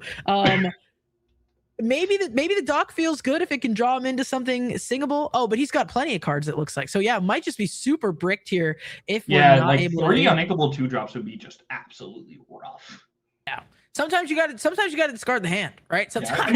Yeah, the board would be pretty big and that wouldn't be horrible, but man. Okay, so starting with one of those 2-drops going to be the Christopher Robin. We ink a Captain Hook, and there we go. So we did have lots of uninkables. We discard a dock, play a dock, draw 2 cards. Maybe we found a strength here to sing something with that genie. Let's see it. Does he have it? Does he have it? He's not done yet. Okay, he's picked up his hand. It could be possible. Looking like a no. I wanted to believe. I definitely feel like I'd be ripping that thing. Yeah, right. He does go ahead and challenge with the Palace Guard, getting rid of that Lexington and being banished as well. But I mean, also doesn't leave any damage hanging around if Melissa finds a Cheshire Cat or anything like that. So good cleanup here for what was able to be cleaned up. Leaving the genie up too in case Melissa also has the Cheshire Cat, so we don't get a very free trade here. Yeah, definitely heads up for sure. We see Giant Cobra come down, discarding a genie. Gotta be seeing a dock here, right? Yeah, with 2 left. Melissa agrees with you. Both players. Yeah, the double dock. I've seen this a million times. I know what it's coming. Both players have a double dock, having to discard 1, play out the others. That's 2 new cards in hand for both of our players, and no strengths off the docks on either side. We have a game. It is not over on either side of this board. Just kidding. She's slow rolling it. No, she's going for the quest now. The genie quest is definitely a little aggressive, but I think the Elsa quest is pretty fair. If we do have a Cheshire Cat here, though, that genie quest is a little bit tougher. And might I remind you that Angela, we showed it last game, an Angela on that genie, take out a genie would be pretty nuts. Would be nuts indeed. Let's see if it ends up happening. I think it's going to be a Demona instead. Ooh. This is going to exert Melissa's whole board. It looks like Mark is going to get to draw, I think it was 2 cards, which is super, super interesting here. Everything on Melissa's side getting exerted. Now we can start to do some challenging and some trading, but that's going to mean we're going to lose some characters potentially on Mark's side of the board. Yeah, we're definitely going to be... That the Calhoun is almost squarely being aimed at one of those Christopher Robins. For sure. And then we'll see what happens with that Pocahontas. It is a very very interesting board here because we do get the Demona, but we don't get like a full board clear that we like seeing with alongside of Demona. So we're gonna be putting that Pocahontas into harm's way a little bit, but we can't really do anything else. And this the giant cobra is gonna eat. Even that Doc might be able to trade into that Pocahontas, and we'll see what else Mark does. So looks like gonna go ahead and continue to banish characters, banishing that Doc, using that Genie, using the Doc as well. Gonna leave this Genie vulnerable, of course, to those other two evasives. But the board is notably smaller for Melissa here. What do you think about this turn? It's going to be very interesting. I think a Cheshire Cat would be very good for Melissa. I think an Elsa would be pretty good, being able to take out that Genie. But it's tough. We do have to start to crank back, though. Yeah, for sure. It's going to be interesting to see what Melissa has drawn. As you mentioned earlier, a lot of these characters on Mark's side of the board are now exerted, making them vulnerable to potential crackbacks, not only with what Melissa has on the board, but what she potentially has in hand as well. So it looks like she's starting off, going to be exerting, I think it's 4. 4 Yzma. Not immediately helpful, but sets us up for later. Inking a Demona of our own, playing out of Pocahontas. And just start to build up the board here. Maybe the Cobra takes out the Robin or the Calhoun. Probably Calhoun. Now I wonder what we're doing with these. Probably going into the Genie, if I were to guess. Yeah, I would agree with you for sure. I think we do want to get that evasive off the board. Then, there's nothing to potentially challenge back into ours. Does leave some, damage floating. We could also take out the Pocahontas and the Doc. The Pocahontas. Potentially the Doc with the Genie, or we might just get some lore here. Yeah, looks like we go for the lore. Okay. That's definitely, it is an interesting play. Like, it does feel, because I feel like it could be better than just going into the Genie, because then they got the evasive goes away, but then a cat comes down and puts the Elsa damage to the Genie. This isn't. I don't hate this, especially because Mark with that Pocahontas on board was going to start to quest for a lot. Yeah, for sure. Starting off for Mark, getting a Palace Guard onto the board. Then we are playing a Hades, looking for a deal here. Let's see what Yzma. Yeah, let's see what we choose. I think regardless, Melissa's not interested, so it doesn't matter what it is. We get to see 2 new cards. We do have singers on the board, notably as well. Gonna want to potentially ink and play something out or sing something to get our hand low if we're gonna exert this Demona, of course. We're gonna be sending the Doc into the. Is she singing? She is singing Strength. Is it going to be on the Yzma? It is. Yeah. It is going to be on the Yzma, which means we're not targeting the evasives. Doc is going to challenge into that giant Cobra, and I believe that is... No, that's not all the cleanup, because we can get rid of this Elsa, but we will lose our Genie in the crackback. But still, very big cleanup for Melissa here. Very tough look for Melissa here. I do think that the Doc leaving the Doc last turn might have been a bit of a kick in the pants, but like just the Hades into a Strength there was just very tough. There are draws, but it's not looking fantastic. Yeah, absolutely. Looking like Mark is gonna start to win this race here if Melissa cannot find some incredible answers of her own. Let him draw. Sometimes you have to with the Hades. The board's too valuable. But in this case, potentially spell disaster there, finding that strength and things like that. So let's see. She's starting. She's got to think about it. Yeah, this was great cleanup from Mark. It's gonna be tough here. Interesting. Starting off going on a quest. Not gonna choose to take that Genie. Got to imagine there's gonna be a reason for that.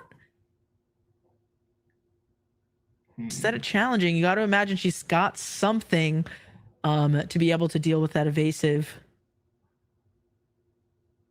Or maybe she thinks she can win the race. This Pocahontas, of course, going to be able to gain 3 lore, 1 for herself and 2 off of that Genie. So we're up to 12. 12. We got 18 next turn for Mark. Cobra check versus her. She goes to 15. Yeah, definitely interesting. We're slowing this down a lot. It's good to see Melissa thinking about this here.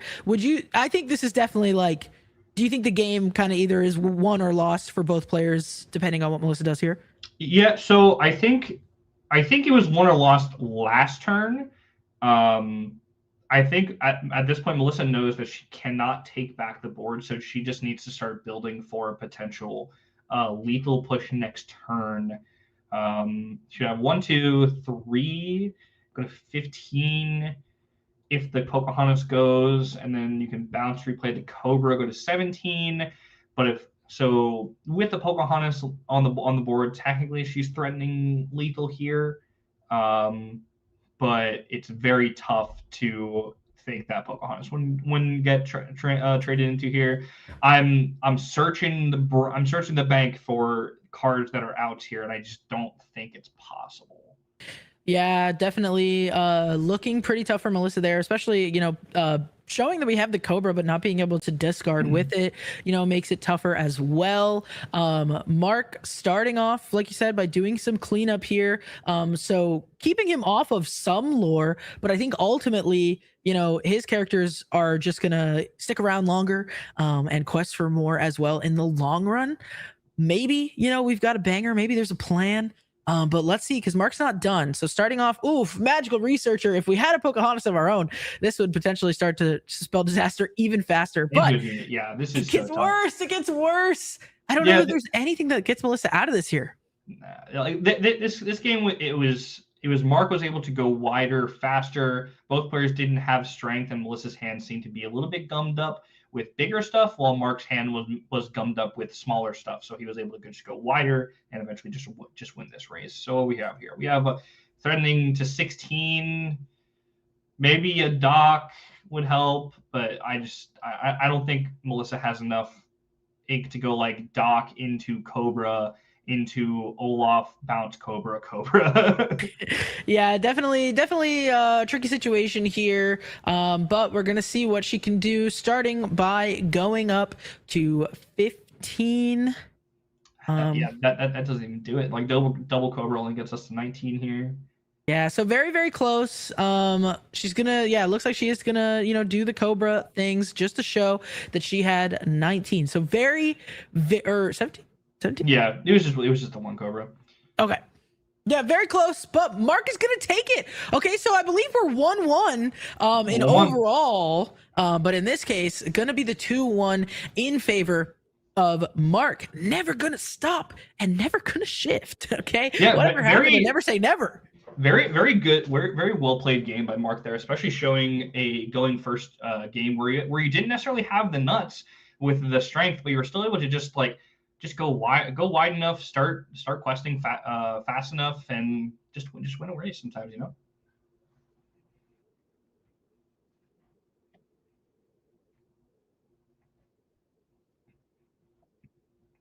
Yeah, the Calhoun on turn 3 was or the Pocahontas. I forget which one he played then, but that was it was an awkward hand, and being able to get out of that is really, really clutch.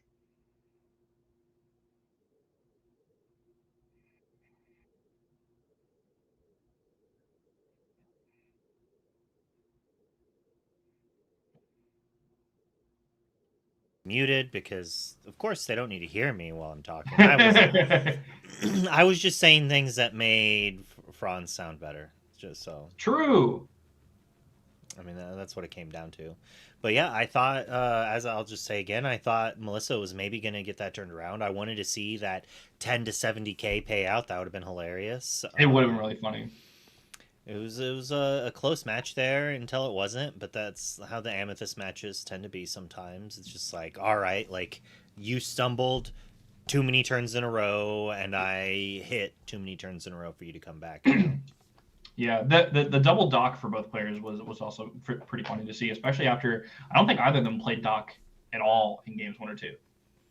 Right. I was thinking that when I think someone had mentioned it. I don't know if it was you or Willow. And I was like, we haven't even seen one. They've played 4 Cheshire Cats. and not a single dog has come into play. And they would both love to see one right now because they're just top decking and playing right off the top. All right, so now we're going into a very, very interesting game 3, and I'm very interested to see who the Loungers have decided to put out and who NVR has decided to put out. I have my guess. On who it is, but I'm very excited. Who do you think? I think it's going to be Joshua Shutterfield or Alex Hudson versus Terrace. All right, we'll lock those in for you.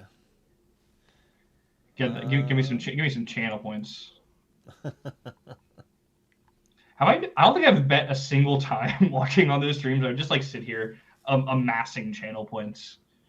So one day I can just go like 100K on Loungers. I'm waiting to get a bunch on JD's so I can buy back into a roll. Ooh, true. All right. Well, it was a pleasure to chit-chat with you, but I'm being pulled away. And gone he goes. That is my magic trick, everybody. Hope you liked it. Forgive me if I'm repeating what was just said. I didn't hear any of it. But I'm just going to reiterate that we are 1-1 here. And I believe historically it sounds like Loungers are usually the ones to take all the dubs. Okay, so NVRshift gonna be looking to pick up the win here. You mentioned earlier some of that like tiebreaker math and how they're pretty tied up right now. So a win here is gonna be huge. Yeah, it's a big single game. Like both teams being at 3-1 on the season, like jockeying for that second seed. They really want that second seed to get first rights all the way through to at least the semifinals of a bracket, and the winner of this game will just get a tiebreaker on the other, depending on if both teams end up on the at the X1-ish range. So this will be huge. Yeah, absolutely. I'm excited to see it. You got to imagine the players are also, watching and ready, about to step in, thinking about feeling that pressure, to potentially win it all. So it's going to matter a lot in this round number 3. I love when the games matter. We love a game 3. We love a round 3. Okay. And we love when it's 1-1 and these players really get to show off. So we're off. It looks like. No Terrace, but I was right on Chaotic. So Joshua Sutterfield is scared. He's not putting himself out there, even though he knows it's very important for his team. But we do have a wild TFM member. Yeah, absolutely. So we have Chaotic on one side, Alvarado on the other. Player that I mentioned, super nice guy. I play him sometimes at events around here, so it looks like we're doing some lighting check or something like that. But we're shuffling. Okay, we're getting ready to go. Now I saw Amber, obviously, right, for Alvarado. So potentially fortune telling what we're gonna see there. Chaotic, not sure just yet, but it's gonna be interesting. We haven't seen dogs yet, right? So we have not seen dogs, but when I see Chaotic on the screen, okay, there's really only one deck that I'm expecting. And for the folks at home that don't know, what do you think it's gonna be? I'm expecting Steel Song. Okay, I can't imagine Chaotic picking up a dog deck instead of playing Steel Song. He's played. I think he's played Amber Steel at almost every single event I've seen him go to. What a guy. I think that shout out to Habibi. I think that is my favorite current deck in core is that Amber Steel Song. Being able to play out those Angels on turn 2, being able to throw those Chiefs down. Maybe playing some Bambis. Who knows? Who knows? Let's get some of those tech cards in here. Let's keep it interesting. Okay, Habibi, throw some cards in there. Let the people know it's the Bambi meta. No, but absolutely shout out to that player and the other players in Canada as well, doing some great work. Hopefully we get to see Chaotic doing some of that. Could potentially be a mirror match still as well. We don't know the other color on Alvarado's side, but I believe they're probably just waiting for the go ahead before we get on into it. I'm excited. I can't wait to see Amber mirror match. Let's see it. As much as an Amber Steel mirror match I think would be interesting, I actually am very interested in seeing how Chaotic would deal with a dogs deck. I would be really, really interested in seeing that game. Yeah, for sure. A lot of people would say that the new Amber Steel variant is built to beat dogs, right? Players like Habibi, like Diego, like Sky, making claims like that. So Chaotic would potentially be very happy to see dogs on the other side. Both these players still doing their alter. It looks like. Is he sending back 6? It's like 6, yeah. I would also be remiss as a lounger to not mention that Braden has been playing Amber Steel Song as well. I can't credit any single person with creating the deck, sure. But both Habibi and Braden have been great what's the word, showings to me of that deck, and I really enjoy it. Yeah, absolutely. Of course. No, the Amber Steel community is huge. Braden, I had the pleasure of casting one of the events that he took early on. He took Amber Steel to, it was the TFM release event, so you're absolutely right. Braden, a player that has also been on this deck. So, if Chaotic is on Amber Steel, that could really say a lot. Could be something that, like you said, he's been working on for a while within the lounge with people like Braden.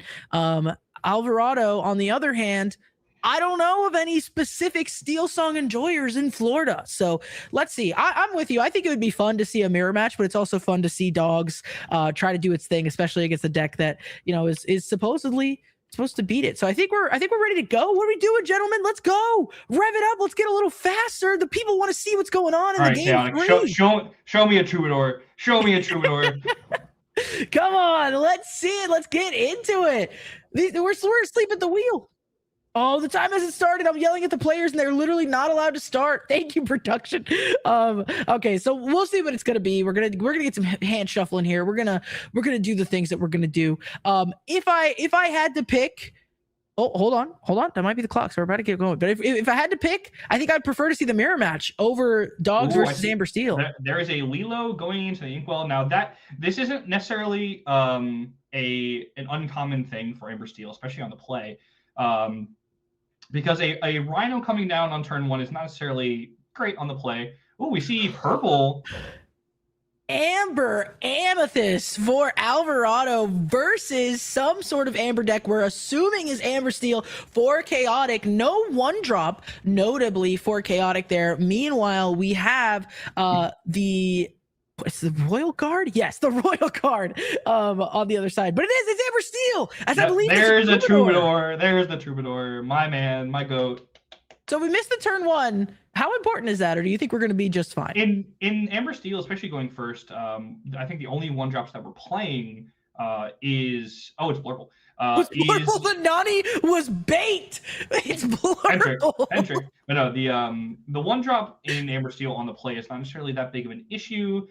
Because we're looking to play out either like that Willow or play a 2-drop that sings a Cood and then get out a 4-drop on turn 3. Versus going second, we have the Angel being able to come down and potentially sing in a Cood or sing a Strength for later as well. But like the 1-drop for Amber Steel is not necessarily a big deal. But here it really depends on what we're doing. But we get that a Cood. We're going to be looking to play potentially a 5-drop. We might be seeing like a snowboarder stitch here. Yeah, something crazy hopefully going to be dropping on the side of Chaotic. You're absolutely right that a Cood is going to make it so that the next character that Chaotic plays costs 2 less. We also got to draw a card as well. So that means Chaotic can ink a card, have 3 ink available plus the 2 from a Cood, makes 5. Let's see the Stitch Carefree Snowboarder come down. But if not, Alvarado definitely going to be wanting to build this board up here, going to be wanting to establish something that can take out that Stitch pretty easily. But in the case of it being Steel Song, do you think actually something like Iago is not a good play here? Yeah, it's tough, right? Like Iago into a deck like this, who everyone knows is playing 4 removal songs, is going to be much tougher. Here we do see the Angel coming down, potentially discarding a card to get rid of that Royal Guard. This is what this deck does. It builds a wide board. It takes out your opponent's board and just says, "Hey, you got to answer me now." And this is like what Steel Song's been doing since set 1. Yeah, absolutely. Super interesting to see, potentially this angel gonna be huge here, especially, we don't find the grandmother Willow, right? Going straight instead into something like this troubadour, allowing us to get this angel down. We elect not to banish this royal guard. So hopefully we cannot draw enough cards to make it challenge something like a troubadour. But you got to imagine, Chaotic would be happy with that, because if we're doing drawing things to get rid of a troubadour, we're not playing out more menacing things. So yeah, exactly. Like I believe the only way we can do it here is if we go, I believe guidebook or sail into a guidebook. And if we're doing like sail into a guidebook, we're not feeling too bad here. We do see the Tigger coming down, bouncing that troubadour. That I'm not sure if we dislike that. It really depends here. Like there's a lot of things, like a Zeus here into discarding, and that extra card that we were given is pretty good. Clear the entire board, but like not dropping down a genie. I think Alex is feeling pretty good. Yeah, absolutely.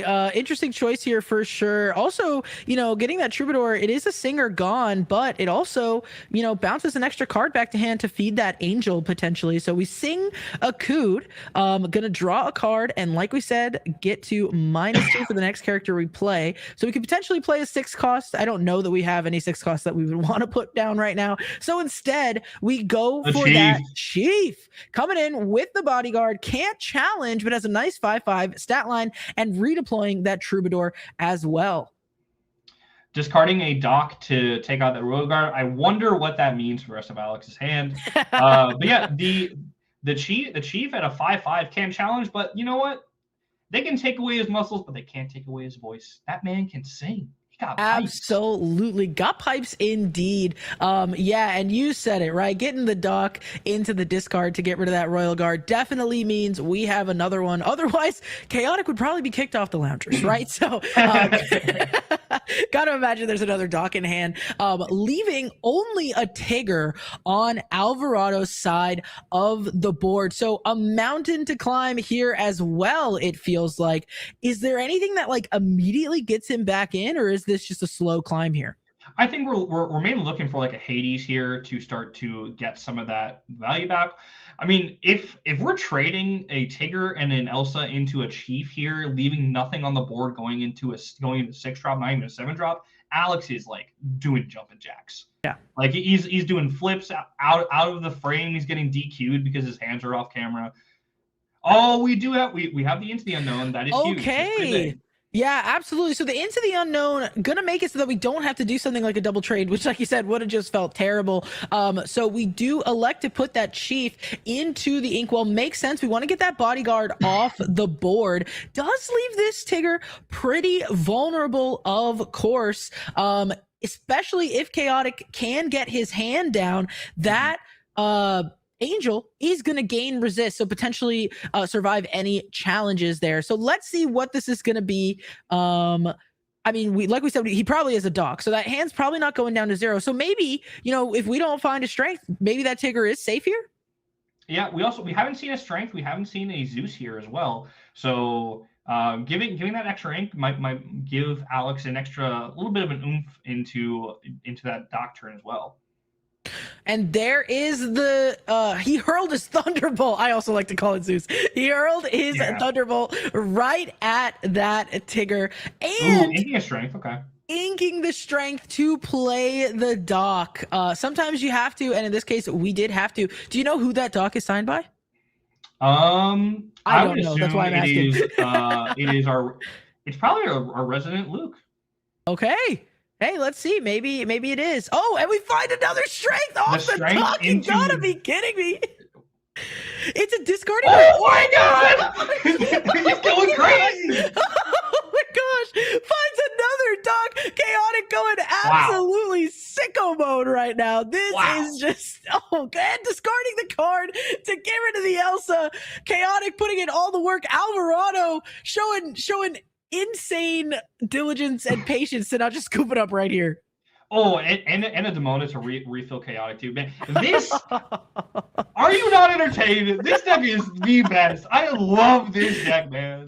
Oh man, I don't care who made it. Shout out to all of them, okay? Shout out to every single person who had a hand in making this deck what it is. Gotta love the Amber Steel, doing the Amber Steel things. Yeah, the lone Demona on the other side, just not gonna cut it in this scenario. So here. We just gotta go. Yeah, definitely want to go wide. Blurple, notably, usually can only play one threat a turn. So even with things like that, Tigger, not going to be enough. But we see the Nani come down. Can look at the top 4 cards of our deck. Take a character that costs 2 or less. Surely. Fourth dock? Not another dock. Oh, man. No, if it was a dock, he would have sure. Well, he has a lot of cards in the hand. Maybe he doesn't even want the dock. Okay, he's not even worried. Troubadour. Troubadour. Yeah, a lot of times I do find myself with the Nani. Sometimes it's just like a 3/3 Mickey Mouse where I get to just look at the top 4, grab the worst card and just play it as ink, which he just did here, and he plays another Chief. The Chief. Oh, Chaotic has got to be feeling so good right now. All of our characters feeling very safe here. Gonna quest up to 4, so nothing crazy yet, but the board is so wide, and even though it's not full of 2 questers, you gotta think he's feeling good just because of how wide it is, right? Yeah, so we definitely want, as Alvarado, we definitely want to have a Hades here to start getting back in this game. We go Demona into the Chief, Hades on the Angel, and then like Alex still has a decently wide board, but he does only have 4 lore showing to get to 8 lore. So we can get back in the game pretty easily here. It's just, does he have the Hades? If he doesn't have the Hades, we're getting tougher, because if we trade into the Chief, then the Angel can just discard a card, take out that Demona, and we're still chilling. Yeah, absolutely. It is the Hades. I believe that's an enchanted one at that. You can see it through the camera quality issues. Okay, it doesn't matter. It's so beautiful. We know exactly what it is. So your line is the one that he chooses to take. We send that Demona into the Chief. Then we play that Hades. Sorry, we did Hades. We did Hades on the Chief, and then Elsa into the Angel, which is correct, which is 100% correct. That's what you need to do. Yes, so get less damage on the Demona. So yes, definitely due diligence there. Sorry, thank you for the correction. But regardless, we got 2 things off the board, and now, playing down this Nani, sure, we might find another 2-drop character, and there's the 4th dock. We're still going. We do find the 4th dock, but well, actually, I don't know if we have a song here. Maybe we're fine with this. We're getting a lot of characters down, getting the Ariel, getting the dock. Oh man, oh goodness. We're gonna send the Nani into the Demona, making sure that we can still only take out 1 character this turn with a challenge. Hopefully, avoid another Hades. But this is still not too far gone for Anthony. Like, if he drops another Hades here, takes out the Angel, we're still only threatening 4 lore after we challenge into a dock, and that still only gets us to 11. Yeah, absolutely. So I think the thing here with this Amber Steel deck that super smart people probably know the reason why, they don't quest for a lot, right? But that's okay, because they still feel like, I guess, they can control the board enough to win. Do you think that not having more 2 questers could potentially be the thing that keeps Anthony Chaotic out of this game? It's possible, and that's not necessarily a thing that needs to be fixed for this deck. That's just it's just a fact of this deck. Like, to get to a point where to build the deck the way it is, we have to include those 1 quester cards that have the Singer text on them. We need to play those Angels. We need to play those Troubadours. We need to play those 1-drop Rhinos to effectively get into our top end, and those Willows as well. So all of our low end is questing for 1, but it's to facilitate our bigger cards that do quest for 2 later on. So if Chaotic is able to start to chain together those Surfers, those Rhinos into or maybe another Angel, or maybe even a Goliath if he plays it, that's when we start to really, really threaten here. We saw the Amber Steel deck do exactly what it wanted to do in the beginning of the game, which was take out our opponent's cards and start to build a wide board. We just didn't get to put down 2 of those bigger threats that we saw.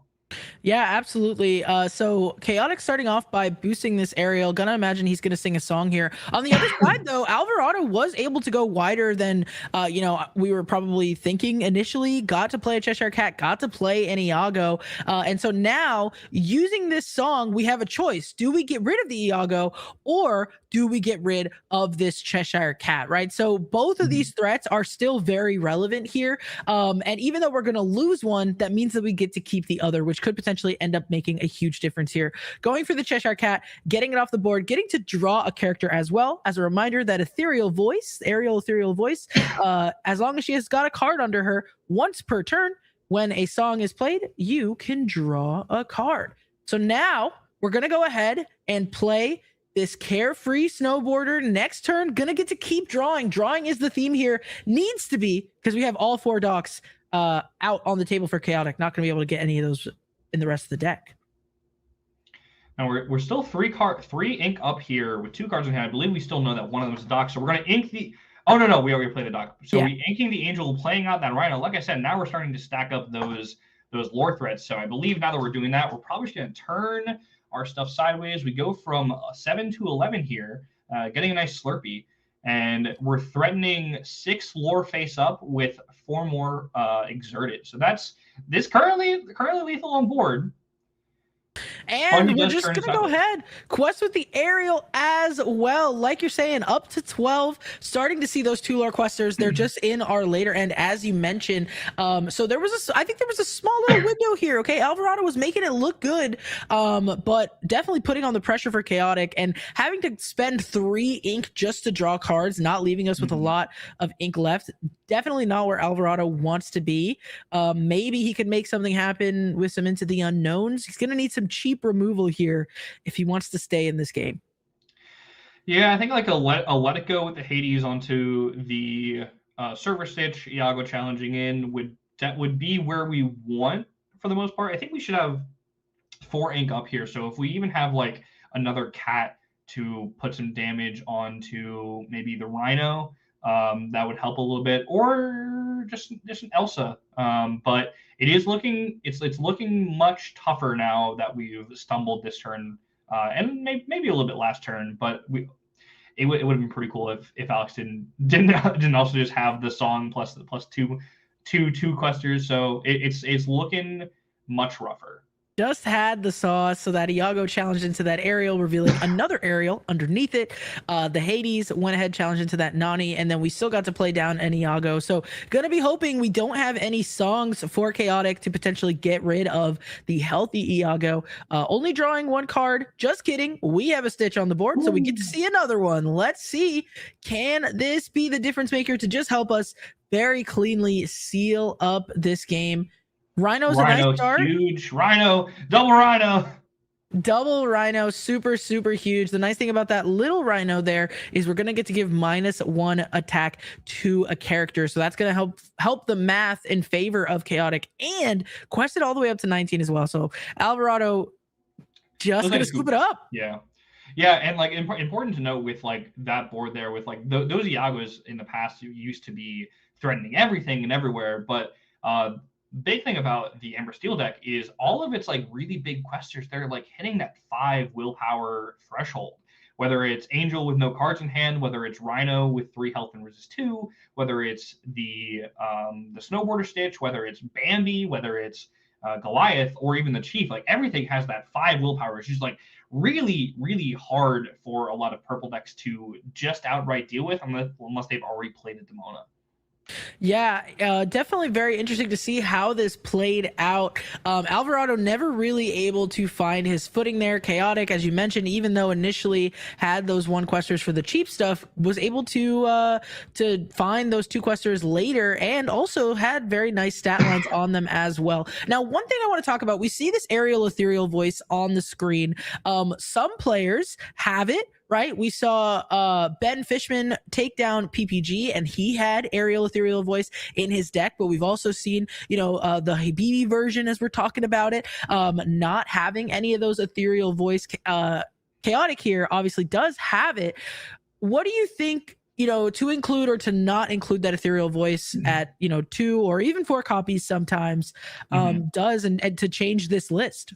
Yeah, so like I was saying earlier with the 5 willpower, so this aerial doesn't necessarily get to that, so it's a lot easier for purple decks to challenge into and remove. I am a purple player at heart. I am a Diablo player at heart. So anything that says draw a card, I am just a sucker.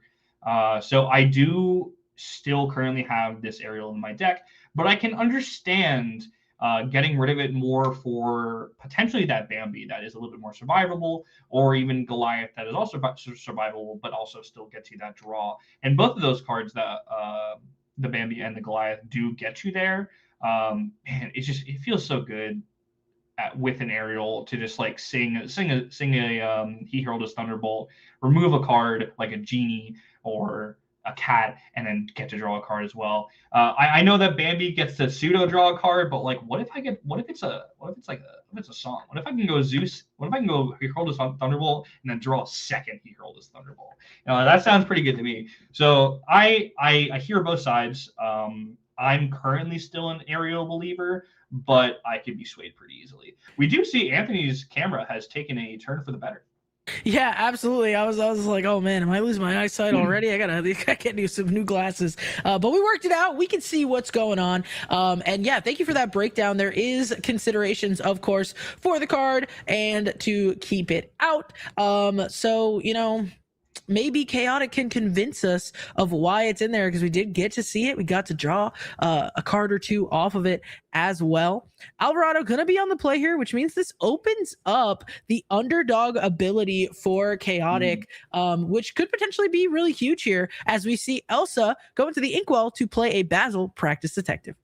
Yeah, so this is one of those decks that I've specifically seen Chaotic say that he sometimes wants to win the die roll and then say he wants to go second. So this is definitely a very interesting part, especially if we do get an angel with an Akud, being able to put out famously a 4-drop angel against dogs, or even like a Rhino against a Blurple player, or even the Chief against a Blurple player, and really start to just gear up, like ramp up those threats and stop them from removing them. So we do see the angel here. Very interesting to see what is going to happen. Yeah, absolutely. One thing to note, though, we did have to ink the strength in order to play the angel. That could mean, with cards like Akud that are in the deck, and something like 16 uninkables at this point, maybe we do have a little bit of an inkable problem, or maybe we just drew a bunch of our strengths all at once. Also notably missing ramp on turn 2 for Alvarado. So this might just be going Chaotic's way without even needing the ink to do it. As we play down a Grandmother Willow, do we see a 1-drop with it? No, we do not. No, and like we potentially could have done an Akud for a 3-drop, maybe play like a Nani, but I don't necessarily sure if that's super worth it. So we aren't getting the 4-drop on turn 2 play, which really would have punished the no ramp.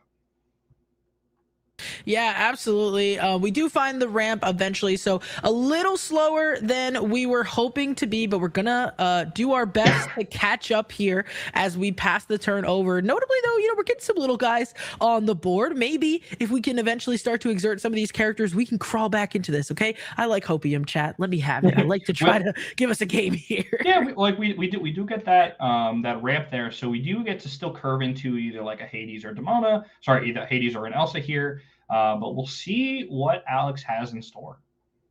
Yeah, absolutely. So Chaotic, we see exerting and then readying that angel, just thinking about what we want to do here.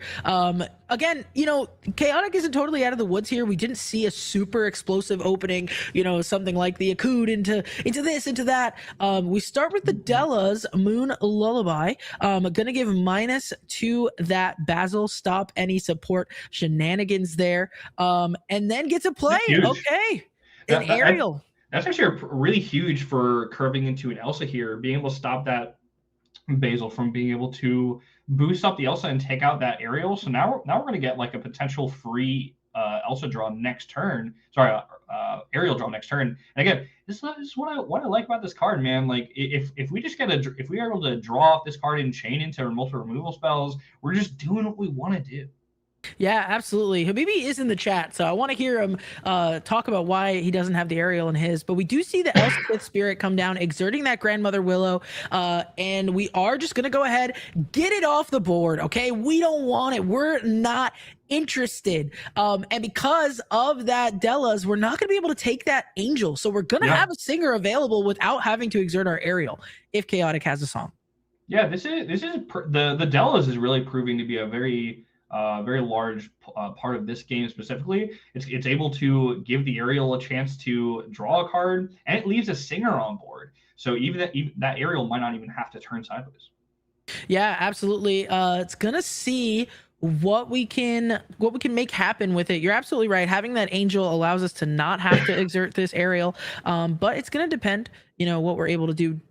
Okay, for a second I thought Alex just Druid passed, but maybe we're just thinking. Maybe we're just thinking real hard about what we want to do.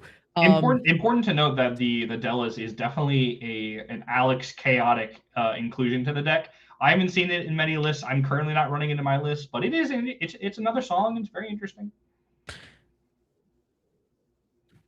Sounds like Sky played it in his list. So maybe that's where that would be inspired from. We see the boost on the aerial. We play the Grandmother Willow, and then we ink and play a dock with no trigger because we just want to sing the strength to get that Elsa off the board. We still get to draw as well. Now we still have the Angel being able to challenge, get that T-Ball off the board. Huge turn for Chaotic. Huge turn. Absolutely huge turn. Like, hey, Ariel's drawing, the Angel's taking out a card. If that Della's wasn't sung, that Ariel's gone, the Angel might be gone. What? Hey, We're moving. I'm not saying anything, but it's pretty good showing. We are moving and grooving for sure as we play this GD down, get to draw a card. Listen, chat, okay? What do they say? I ain't heard no bell. All right, we're still in this. We missed some ramp, and our Basil wasn't able to challenge anything, but that's okay. That's okay, because we're crawling back here as we think about inking a card. Probably just want to go wide, right? Probably just want to start getting some things down. If we can get like even a Royal Guard down at this point, we just want to have some things on the board. There's now this second Into the Unknown that we have put into the Inkwell. That's gonna be those are definitely some of our ways to deal with the bigger cards like the Chief here. So getting rid of those is definitely feeling bad. Yeah, definitely feeling bad for sure. I mean, you get the cards in the order that you draw them sometimes, and the heart of the cards, as they say, is just not there. As Chaotic is looking to take full advantage of this situation, being able to play out another character. There's the Thunderbolt. We're drawing a card. We're getting the Snowboarder on the board. This is looking rough. It is looking rough for sure. Getting to use that Thunderbolt to draw a card as well, knowing that we have some more draw teed up and ready in the form of that Stitch next turn. It's just looking so good right now. Alvarado hoping he can find something to get him out of this, being forced into these situations where he has to ink his outs like Into the Unknown, has to play things like this Junior Woodchuck's Guidebook. But you know what? The lore is still pretty low, so we're going to keep hoping, okay? We're going to keep the hope alive that we could do something about this quickly. Yes, it's starting to get scary. Like, famously, Blurple can't deal with like multiple big bodies in a turn, and we've already put 2 on the board. And now we're drawing 2+ cards a turn, maybe more if we see a song with the aerial on board. It's looking scary. We need something fast. Yeah, it needs something fast for sure. But like we said, it's early days, at least in terms of the lore count here. So Alvarado gonna start by drawing some cards, hoping to find some of those outs that we're talking about here. A little hard to see how much ink we have left over, especially considering all the ramp and things. But it looks like we have 5. So we play the Elsa. We're gonna continue to hopefully remove some threats. Now we have an option here. We can use this Basil to get rid with the support on the Elsa to get rid of this aerial, or we could do some other things by taking out multiple threats. What do you think is the play? it's a tough one, especially like you're getting rid of the same amount of lore, or like with the killing two characters or just killing the aerial. But I think the part that makes me want to take out the aerial most part is that we're leaving 2 cards on board. We're not sacrificing the Basil, and we're taking away an ability to draw a card. So I think this is absolutely correct, and is definitely the start of getting back in the game, especially getting that Royal Guard back on the board as well. Yeah, absolutely. So we get the Royal Guard, hoping to go a little bit wide, hoping that Alex Chaotic is not going to send any of those characters into that Basil, and allow it to stick around for another turn to keep giving us some strength here. Gonna find a Mowgli. Doesn't hit anything. Okay. Ooh, we do see the Hades. That's important. Hades is in hand, and that Demona does challenge for a lot. Once she sticks, she's got to dry first. But we find a duck. Oh goodness! We found I will say this other duck is looking at that sideways rat, and I think he's got some extinguished inks, some mouse traps in his hand awaiting. Yeah, absolutely waiting to get rid of that Basil as soon as possible. Chaotic does have the chance to draw a 3rd card here because of this Stitch. Looks like we're going to go ahead and do so. So now we have 3 new cards in hand. What can we do with them? Would probably love to find a song just to get some of these bigger threats off the board. Rhino's putting a Rhino here. Nice. Rhino's a good start. Gonna give minus to something. We're thinking about it here. There's considerations across the board. Of course, maybe something like, okay, it's gonna be the Royal Guard.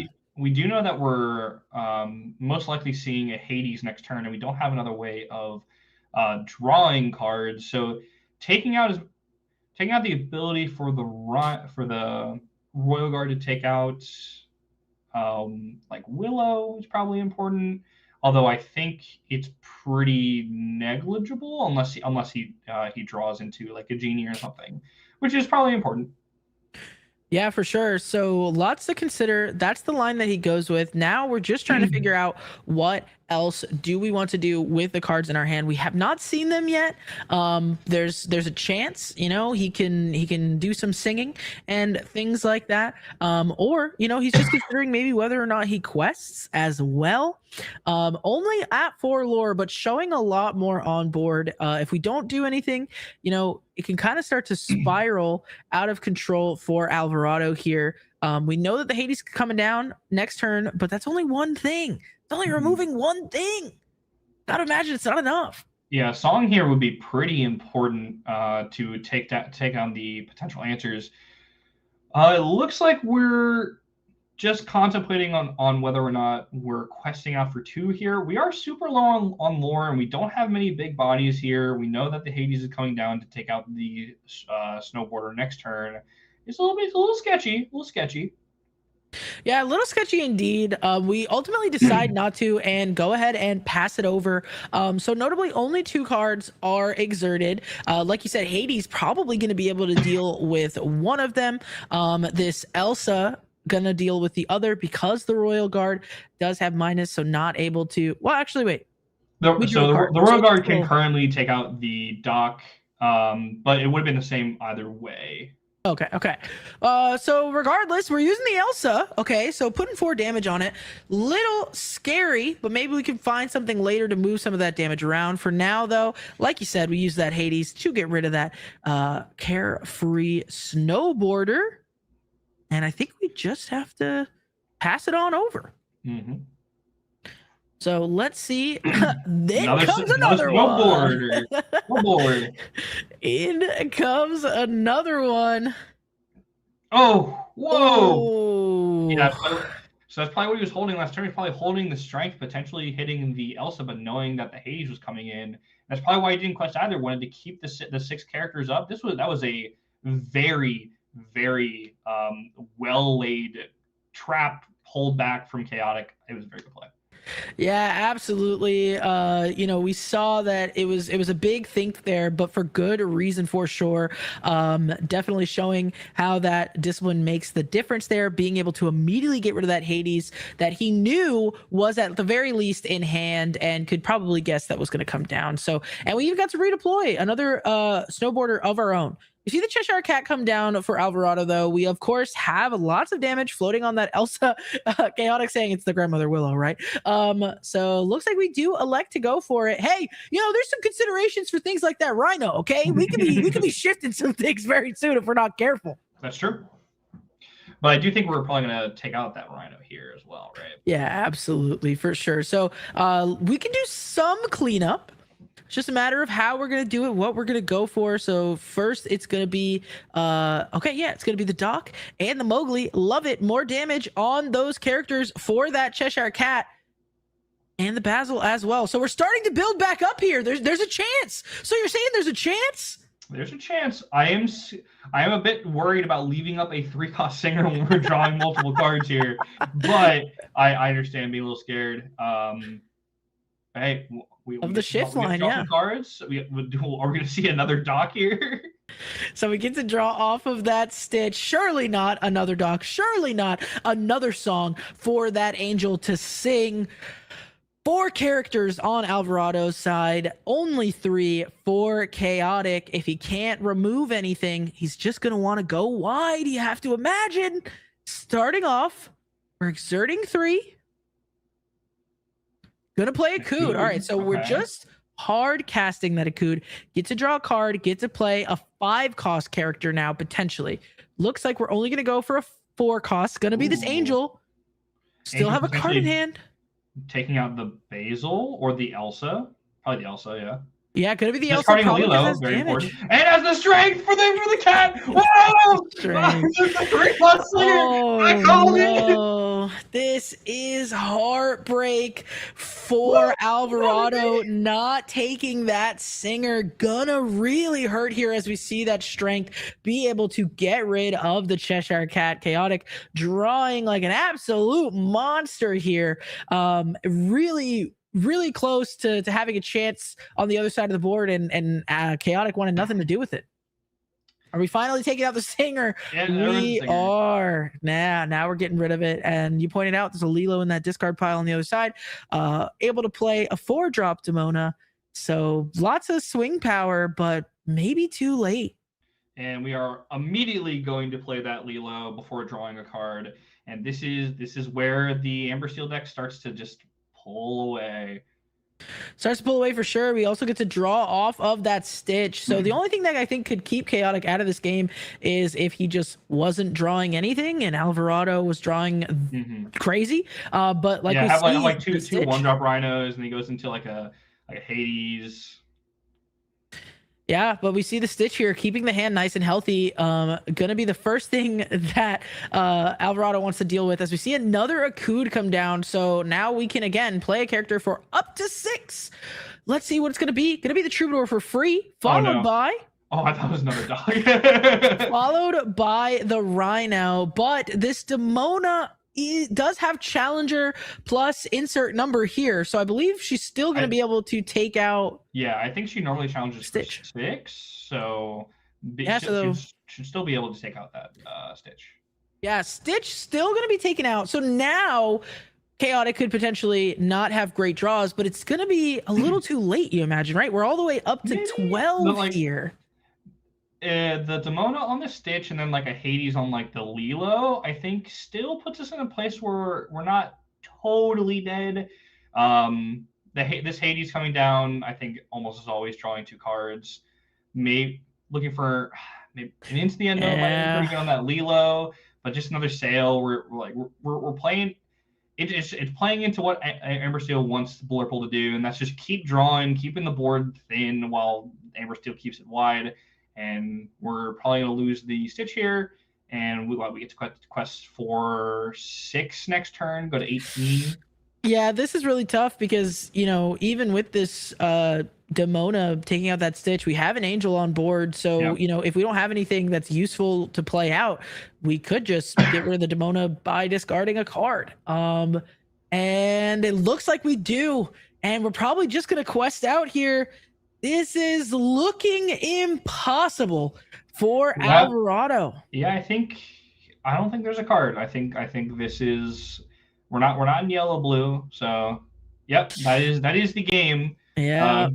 Wow, what an end for this Lounger NVR match. Very good 2-1 by Loungers. Very congrats to them. It was a wonderful piloting of Amber Steel by Chaotic, one of my favorite decks in this game right now. Also one of my favorite players in this game right now. What a time to him. Yeah, absolutely. So shout out to the Loungers. You got to imagine they're super happy to be taking this one, furthering their run in the ICL here. NVRshift, obviously, of course, gonna be a little disappointed, but it was well fought. I think we saw some great games all night long, and definitely well deserved by Loungers there. I think every single round that we saw was super interesting. We have some time in this round, so there's a chance we'll get a bonus match. Production, I'm sure, will let us know very soon. But yeah, I mean, shout out to the Loungers. That was a great showing. What was that, production? All right, we're finding a match. Nice. We are gonna get a bonus match. It sounds like crazy amounts are paying out to the players right now who got their bets in. So yeah, I mean, that was tough for Blurple there. I don't know. Do you think it was hard of the cards? Do you think it was maybe just good top decks on one side, bad for the other? I think. I think Alex was obviously in the game too. Missing the ramp is tough, but I think that game just was Alex goes controlling the tempo of the entire game. It went exactly where he wanted it to go, and I think unfortunately not taking out that Singer 3 really cost that game in the end. There, it lost a cat. And we lost the Elsa as well in the same turn, and it really just shut the door on that single turn.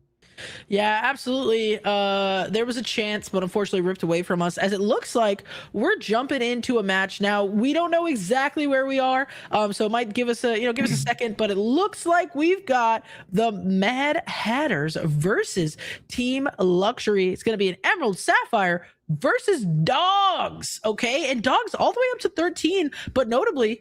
Not a lot of characters on board and only 2 ink in their Inkwell. I also see only 4 ink on green blue. Are we sure 13 lore is correct? You're absolutely right. Only 4 lore for green blue. So hold on a second. Something has gone very wrong, potentially for both players this game. This looks to be pretty early on in this game with a Okay, yeah, you're right. You actually probably haven't fixed the lore yet. If I had to guess, maybe from the last game or something like that, or maybe Dogs is crazy and Dogs go burr. Dogs are 13 before Green gets the 5 ink. Whoa. Using that 2 ink to take a look at the hand, we do see a Clarabelle Shift. Not sure how many cards in hand exactly. So. Not sure how relevant that's going to be. We also see the Prince Philip Royal Explorer. So there's a potential to draw into some combinations of things here. And it does look like from the Dogs player, if it was just like Lady on 1, Mowgli on 2, Ursula on 3, they should have a solid amount of cards in hand because they haven't been able to really play out as much as they want to. We get the 1 drop here. I would assume there's probably between 3 and 4 cards in their hand right now. Lore is fixed, folks, and it's game 3. All right, so we are off to the races here. Interesting opening for both sides. Interesting to see this Webby. Is this something that's making its way back into Dogs decks? Was it always there? I don't believe I remember seeing it in Zan Syed's winning list, but I could be making things up. It was definitely a mainstay like earlier in the format and a little bit last format where we just had another thing to increase our Lady 1 drop and get us questing for 3. I know that Ilan was also tested out a bit as well for the similar purpose. But I don't think it's something that's super mainstay right now. I think people are trying to go away from questing out with that lady as much as possible. Instead they're leading more into the combo aspects of dogs, being like throwing down as multiple tramps in a turn, throwing down the Chromacon, getting a good under the sea line setup instead of focusing on questing for 3 with that Lady 1-drop. Yeah, absolutely. Super wide for tea time here for Team Luxury. On the other side, nice to have that Clarabelle, but not another character with it to potentially help sing something like an Under the Sea. So gonna be hoping to potentially be able to rush into something like that, or maybe get that Malicious, Mean, and Scary into our hand and the combo and things of that nature. But I think Dogs is looking pretty good, at least just based on this start here. They're doing their thing. They're putting up a board here. Important to note though that even though we don't have an Under the Sea singing line here, we do have just one more turn so we can hard play it.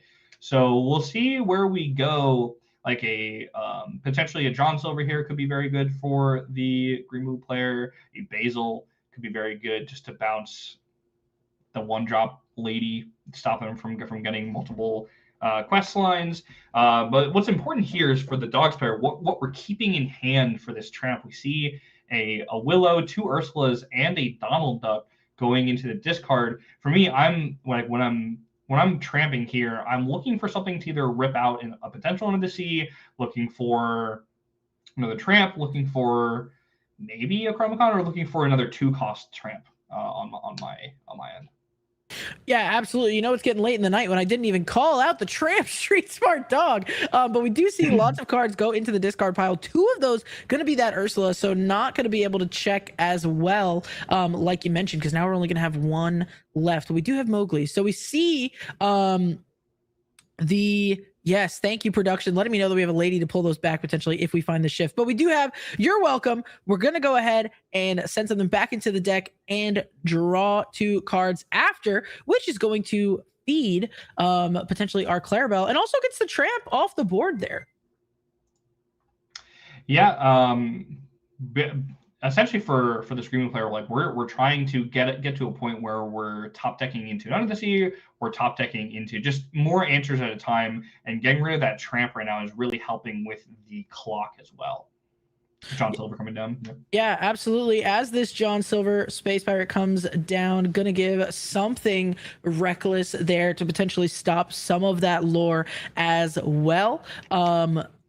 Which could help. This is a good challenger. It's also, like we said, gives some reckless, gonna force some things to make unfavorable trades. So let's see what we make of this. Tea Time gonna be hoping to get out of this situation a little bit, trying to get things like that John Silver to stop making everything reckless as soon as possible. Yeah. And the tramp gonna help. Yep, the tramp gonna help for sure. Yep, so we should be able to take out this Clarabelle now, right? We have 1, 2, 3, 4 +4 strength or something. Did we do that in the right order? We might not have done that in the right order. Oh wait, what was that? That tramp was from the last turn. Sorry, no. Oh, he moved it. Okay, he's just moving it up. I just got excited. I need to go to bed. This is why I don't do round 3, guys. Okay, here we go. We got another tramp coming down, getting to look at a ton of cards, but it doesn't matter because I think they're all just going straight into the discard pile. I don't think we have any cards left in hand. So I don't believe so. Maybe 1. Hold on. Well, we did have the You're Welcome, so let's see. I think we're good. I think we'll have 1. We'll have 1 card left, so it's very important what we're going to be discarding here. What do you think we're looking for off of this tramp? Probably similar things to last time. We're looking for more tramps, essentially. Just both tramps being 1 to build the board back up, and 1 to stop this John Silver from taking over the board. Yeah, absolutely. So we're gonna see what he chooses here. I'm gonna go through methodically, of course, and hand select exactly which card he wants to see. Looks like he's doing some counting of the ink as well as we start to put down some characters, seeing things like Webby, Mowgli, Bobby, more. So this Donald Duck, Perfect Gentleman, is an interesting inclusion here. I think that makes this like to me this reads more as like control heavy when we have things like this, Donald Duck. What do you think about this inclusion?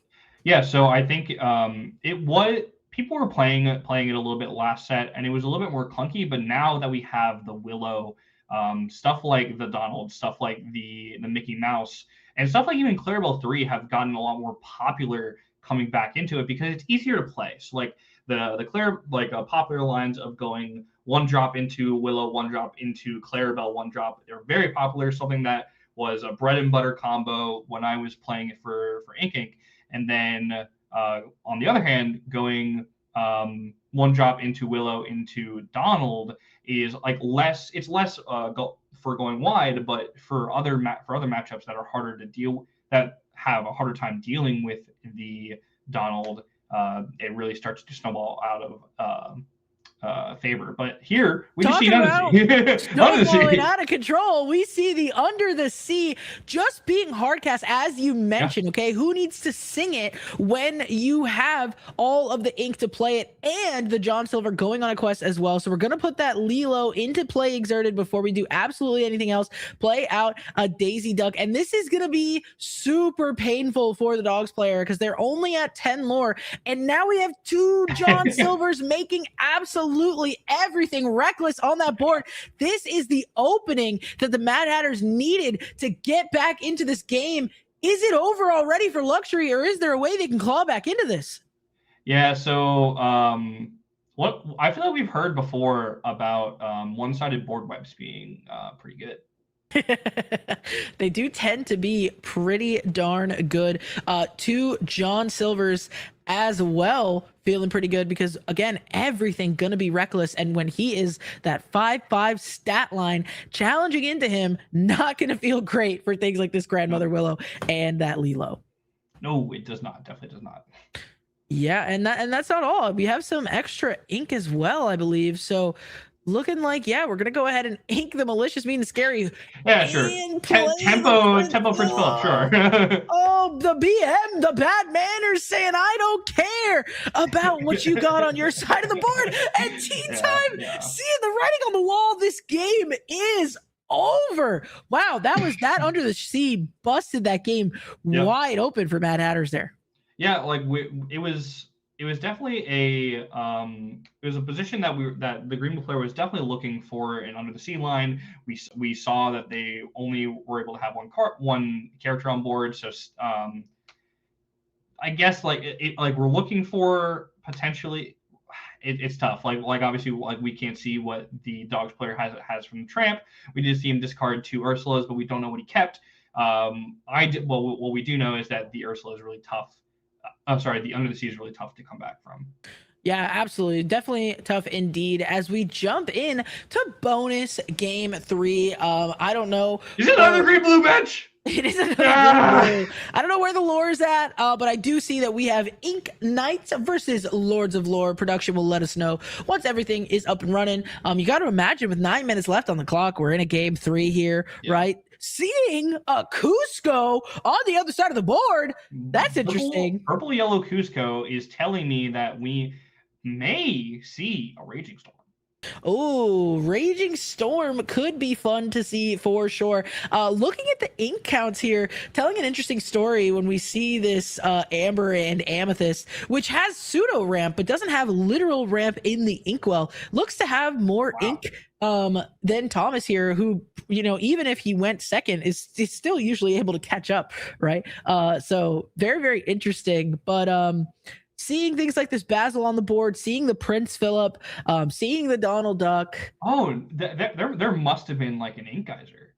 Oh yes, that's a good point. Yeah, that could definitely be part of the reason why that would be Ink Geyser, a card that is making its way back into these decks. Or I shouldn't even say back. I don't know that it was ever really meta in these lists. I mean, like it was like it was in and out. There was always like a one of like. Oh, as we see. Do we shift the Philip to sing Under the Sea? Yes, we did. Oh, crazy. How cheeky. We get to discard a card thanks to that Basil as we're going all the way up to 11. Wow. Yeah, looks like we have 16 to 11, if this is to be believed. Yeah, and now we're doing the random discard for the Basil trigger there. Wow, I love when we jump in to just like an insane play. So we're going into, so we need to put 4 lore on the board because I believe we're not in storm range. Oh, never mind. We just have the the strikes for the yeah. Whoa. The Horseman Strike's gonna be able to get that Prince Philip. Feels so good. Get to draw a card as well. Just gonna help slow down some of that lore there. Yeah, it stops a 2-turn lethal from green blue here. Only be able to quest for 2 this turn. For 4 this turn. So we do have the genie here. Thanks to those 2 lanterns, I believe, helping us play out that genie for a little bit cheaper. Lantern over Grandmother Willow. Talk to me. I like both, I think.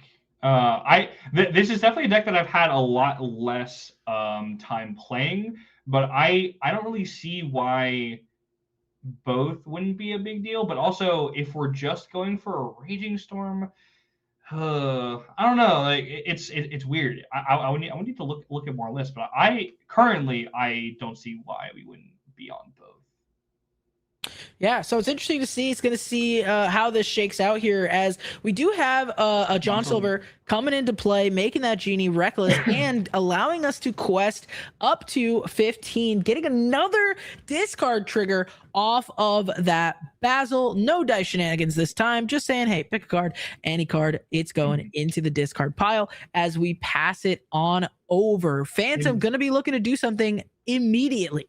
Important to note here that this genie can take out the duck, survive, not be challenged back into, and we can still present a lethal here as purple yellow. Oh, we got burn. We got burn in here. Whoa. There is some burn for sure. We got this lore gain coming in the form of the white rose, allowing us to gain a lore on play and taking your line, using that genie to challenge into that Donald Duck, keeping it around as well. We play a Grandmother Willow of our own. Can we keep doing things?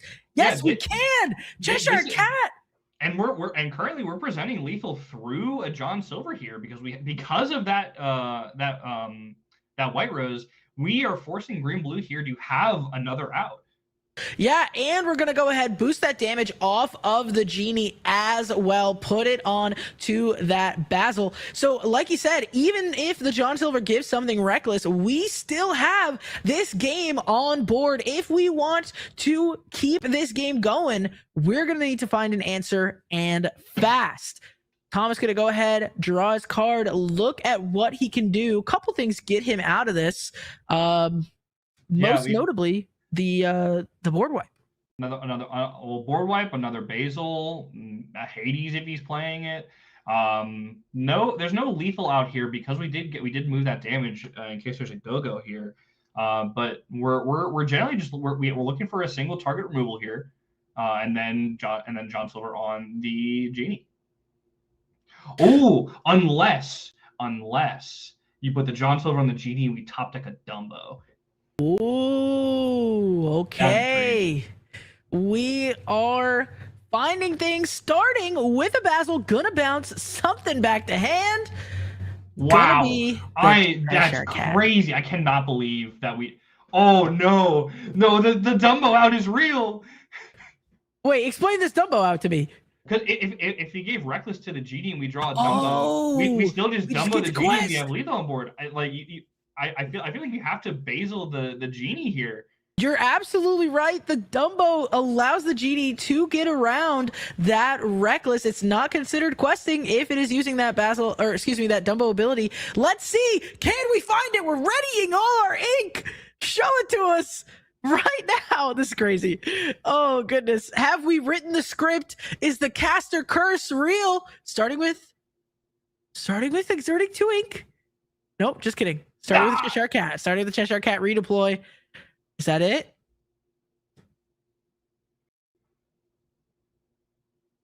I don't know what's happening. Maybe it was a take. Oh, looks like it was on me. Okay, so regardless, looks like we don't have it. We can only go up to 19. Never punished in the end. And yeah, we're gonna lose that Basil, but 19 lore it's just going to be too much. We're going up to 20. And there we go. That was crazy, dude. Yo, yeah. I love when I cast with like players such as yourself that can identify things like that. That's a line that like my brain doesn't even think about. Like it's just awesome to see that Dumbo would have gotten him out of that. Well, it's a line that's only possible because like we're playing that like off meta card in the White Rose, and like not necessarily like in these ICL games, the lore isn't generally where you have it when you're playing. So it's very possible that the Lord's the lore guy just like kind of forgot what lore they were at and just forgot about Dumbo. But like that, like when I'm seeing the lore right off my left, and I see like 17, I see 2 cards on the board, I see Genie get reckless. I'm like, whoa, Dumbo here's crazy.